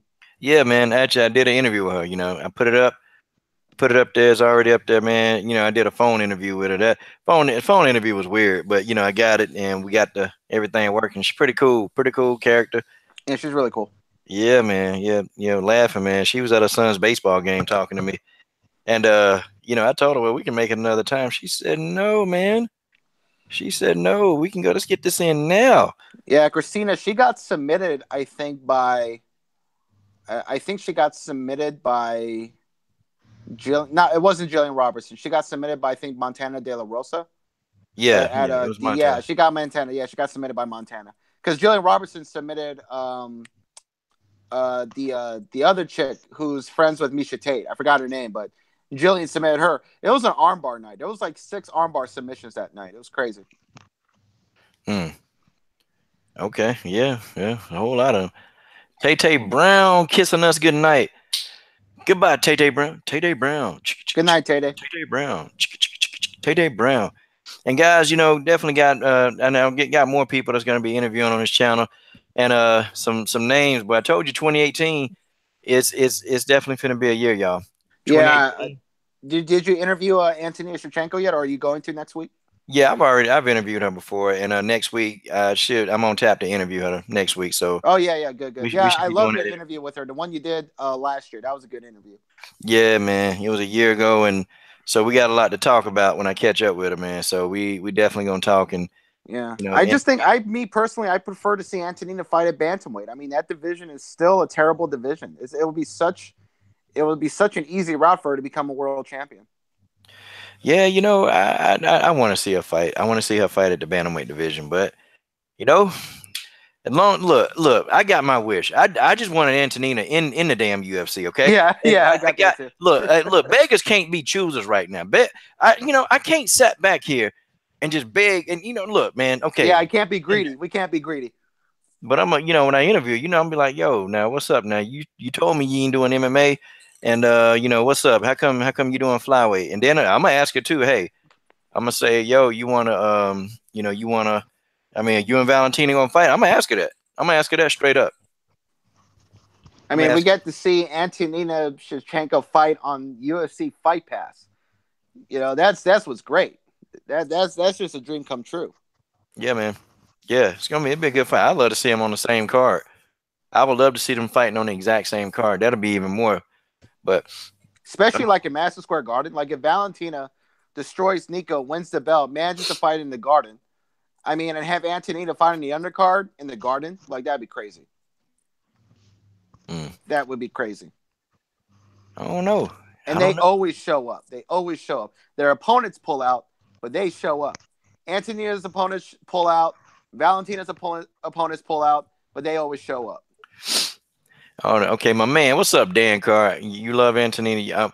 Well, I don't think I'm overestimating her. I just know a really good fighter when I see one. And I think out of the Shevchenko sisters, I think Antonina is the better fighter of the two. That's just how it is. They both good. I don't know if Antonina has a great ground game, but she has a good ground IQ. Like the way when she got taken down in her last fight, she got out of it. You know, she at least knew what she was kind of doing. She was defending herself. You know? Antonina been doing MMA for almost 2 decades, man. I mean, what, longer than that, really? But you know, Antonina since she was 7. Antonina been training. I mean, it's you know, it's kind of weird because you know everybody used to seeing Antonina in kickboxing. They used to seeing her in Muay Thai. You know, they used to that. But you know, the woman, you know, she knows MMA, man. She know a lot of MMA. So I don't know, Dan. Dan, I don't know, man. I think Antonina is gonna pull that trigger, and she gonna do it often, man. I'm telling y'all, I gonna agree. see. Y'all gonna see. Y'all don't know what the camp like, boy. Y'all gonna see. I'm telling you, Antonina gonna put that work in, and she gonna drop the bomb, man. I'm trying to tell you. And she's got great stamina. She could fight the way she fights for a long time. I think she's more offensive, where Valentina, you know, she's very defensive. I think Valentina is the better counterpuncher, but I think Antonina is the better striker, and I think she splits the guard. Antonina is a master of splitting the guard. You got your guard up, Antonina's gonna split it. Whereas Valentina, she'll opt to just sidestep you and then throw a hook around your guard. Antonina likes to split the guard. I'm telling you, man, I studied these sisters like the back of my hand. If Shevchenko was a class, I would have gotten an A. I'd have gotten me an A. But you know, and that's their tendencies. You know, and Antonina is more apt to walk a person down, and Valentina will walk a person down, but she's gonna set it up. Antonina just gonna cut off the angle and just start letting her hands go. Yeah, I agree, and I also think, Antonina, like she's better like offensively, but it's also because, you know, when you see her in MMA, she's fighting women that are her size. I mean, I'm not saying that Antonina is a big bantamweight, but she looks like she fits as a bantamweight. She looks like a bantamweight. Like Valentina, she doesn't look like a bantamweight, you know. So she had to be more defensive minded. But at flyweight, you saw in her last fight, she just went after Priscilla. She just attacked her, and Priscilla isn't a good fighter, but you clearly see the difference in how Valentina fights at flyweight in comparison to bantamweight. Yeah, Valentina beat the hell out of Priscilla. She beat Priscilla like Priscilla was just somebody on the street. Yep. she beat Priscilla down, but just a hurt game. And listen, man, you know, to be honest, man, if Valentina, she seriously hurt somebody or killed them, you know what? She probably wouldn't be overly upset. And it's not that she's a horrible person. It's just, man, just a hurt game. You know? Yeah, it's the business. That person trying to do the same thing to you. And, you know, look, they've been trained for a long time to not have any emotion when it comes to hurting people. They just, it don't bother them, man. They can go knock you out or put you in a coma, and man, they'll go home and go eat a steak dinner, man. But that's how they've been conditioned.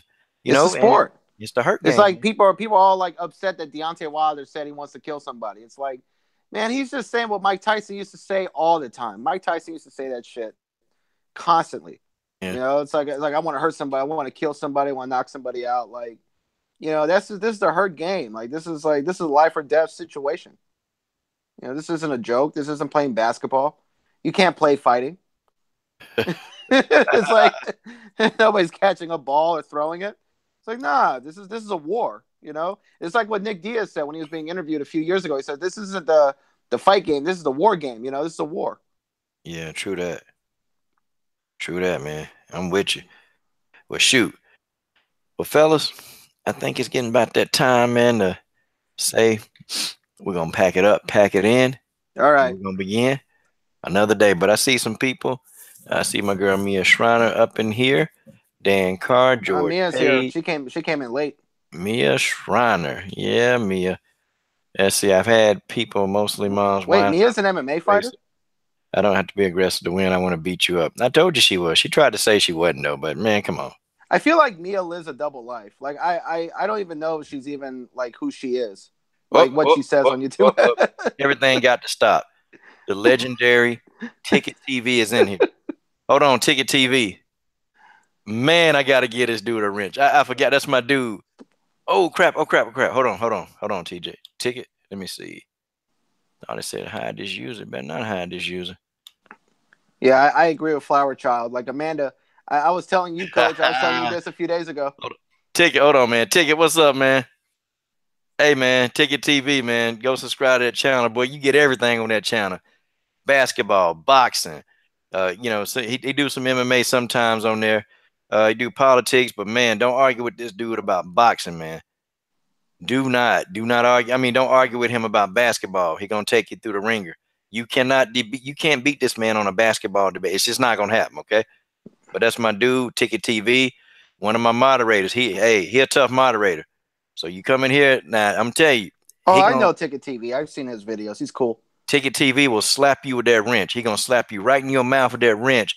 You start disrespecting females. You start cussing people out. Ticket TV that wrench gonna slap you. I'm telling you. Whatcha? Yeah. True that. That's my dude, man. I'm excited, man. Dang, Ticket TV. Yeah, but go ahead, Brian. Finish your thought, man. What's up? I agree with Flower Child. Flower Child just said that Amanda doesn't want to stay in the game long enough. There probably won't be no time for Antonina to work her way up to fighting Amanda. See, I was telling you this, Coach, a few days ago. I think Amanda, she's going to be retired in the next 2 years. She's going to be out. She's going to be out of the sport. I don't think she can afford to do it, man. Amanda got that house. Amanda got bills, okay? Amanda Nunez got bills. That's just how it is. She got them bills to pay, man. That little payday she got against Ronda Rousey, that ain't enough, man. She ain't fought since then. She ain't had no fight since. No, wait a minute. No, she fought Valentina. Yeah. And that could be the reason why, because she made so much money against Ronda. That's probably why she's not fighting a lot. Nah, man. Look, that's gonna that could be a reason. And Amanda Nunez live in a very expensive part of Florida, man. So nah, she ain't got no time, man. I'm telling you right now. I don't know. I just don't see her living beyond her means. I don't see her trying to be like Floyd Mayweather, or Evander Holyfield buying up a mansion or doing a Mike Tyson, buy a tiger, buy 300 cars in 3 different locations. It's like, if you got a house that's $300,000, man. Okay, that's a big chunk of your pay gone. Then you got that's true. Or she might have probably even paid a mortgage on that thing. Who knows, man? Then you got to pay insurance. Then you got to pay water bill. You got to pay all the stuff that come with buying a house, man. And then she bought a new car, man. They like to travel back and forth to Brazil. That money, that stuff get eaten up, and she like to help her family back over there, brother. That money gone, man. Amanda got to fight. Amanda need to make a few more good investments, fight it, because she's taking a job at Invicta, but she said she want Nick Maynard's job, or dealing with the women. That's what she want to do in the UFC.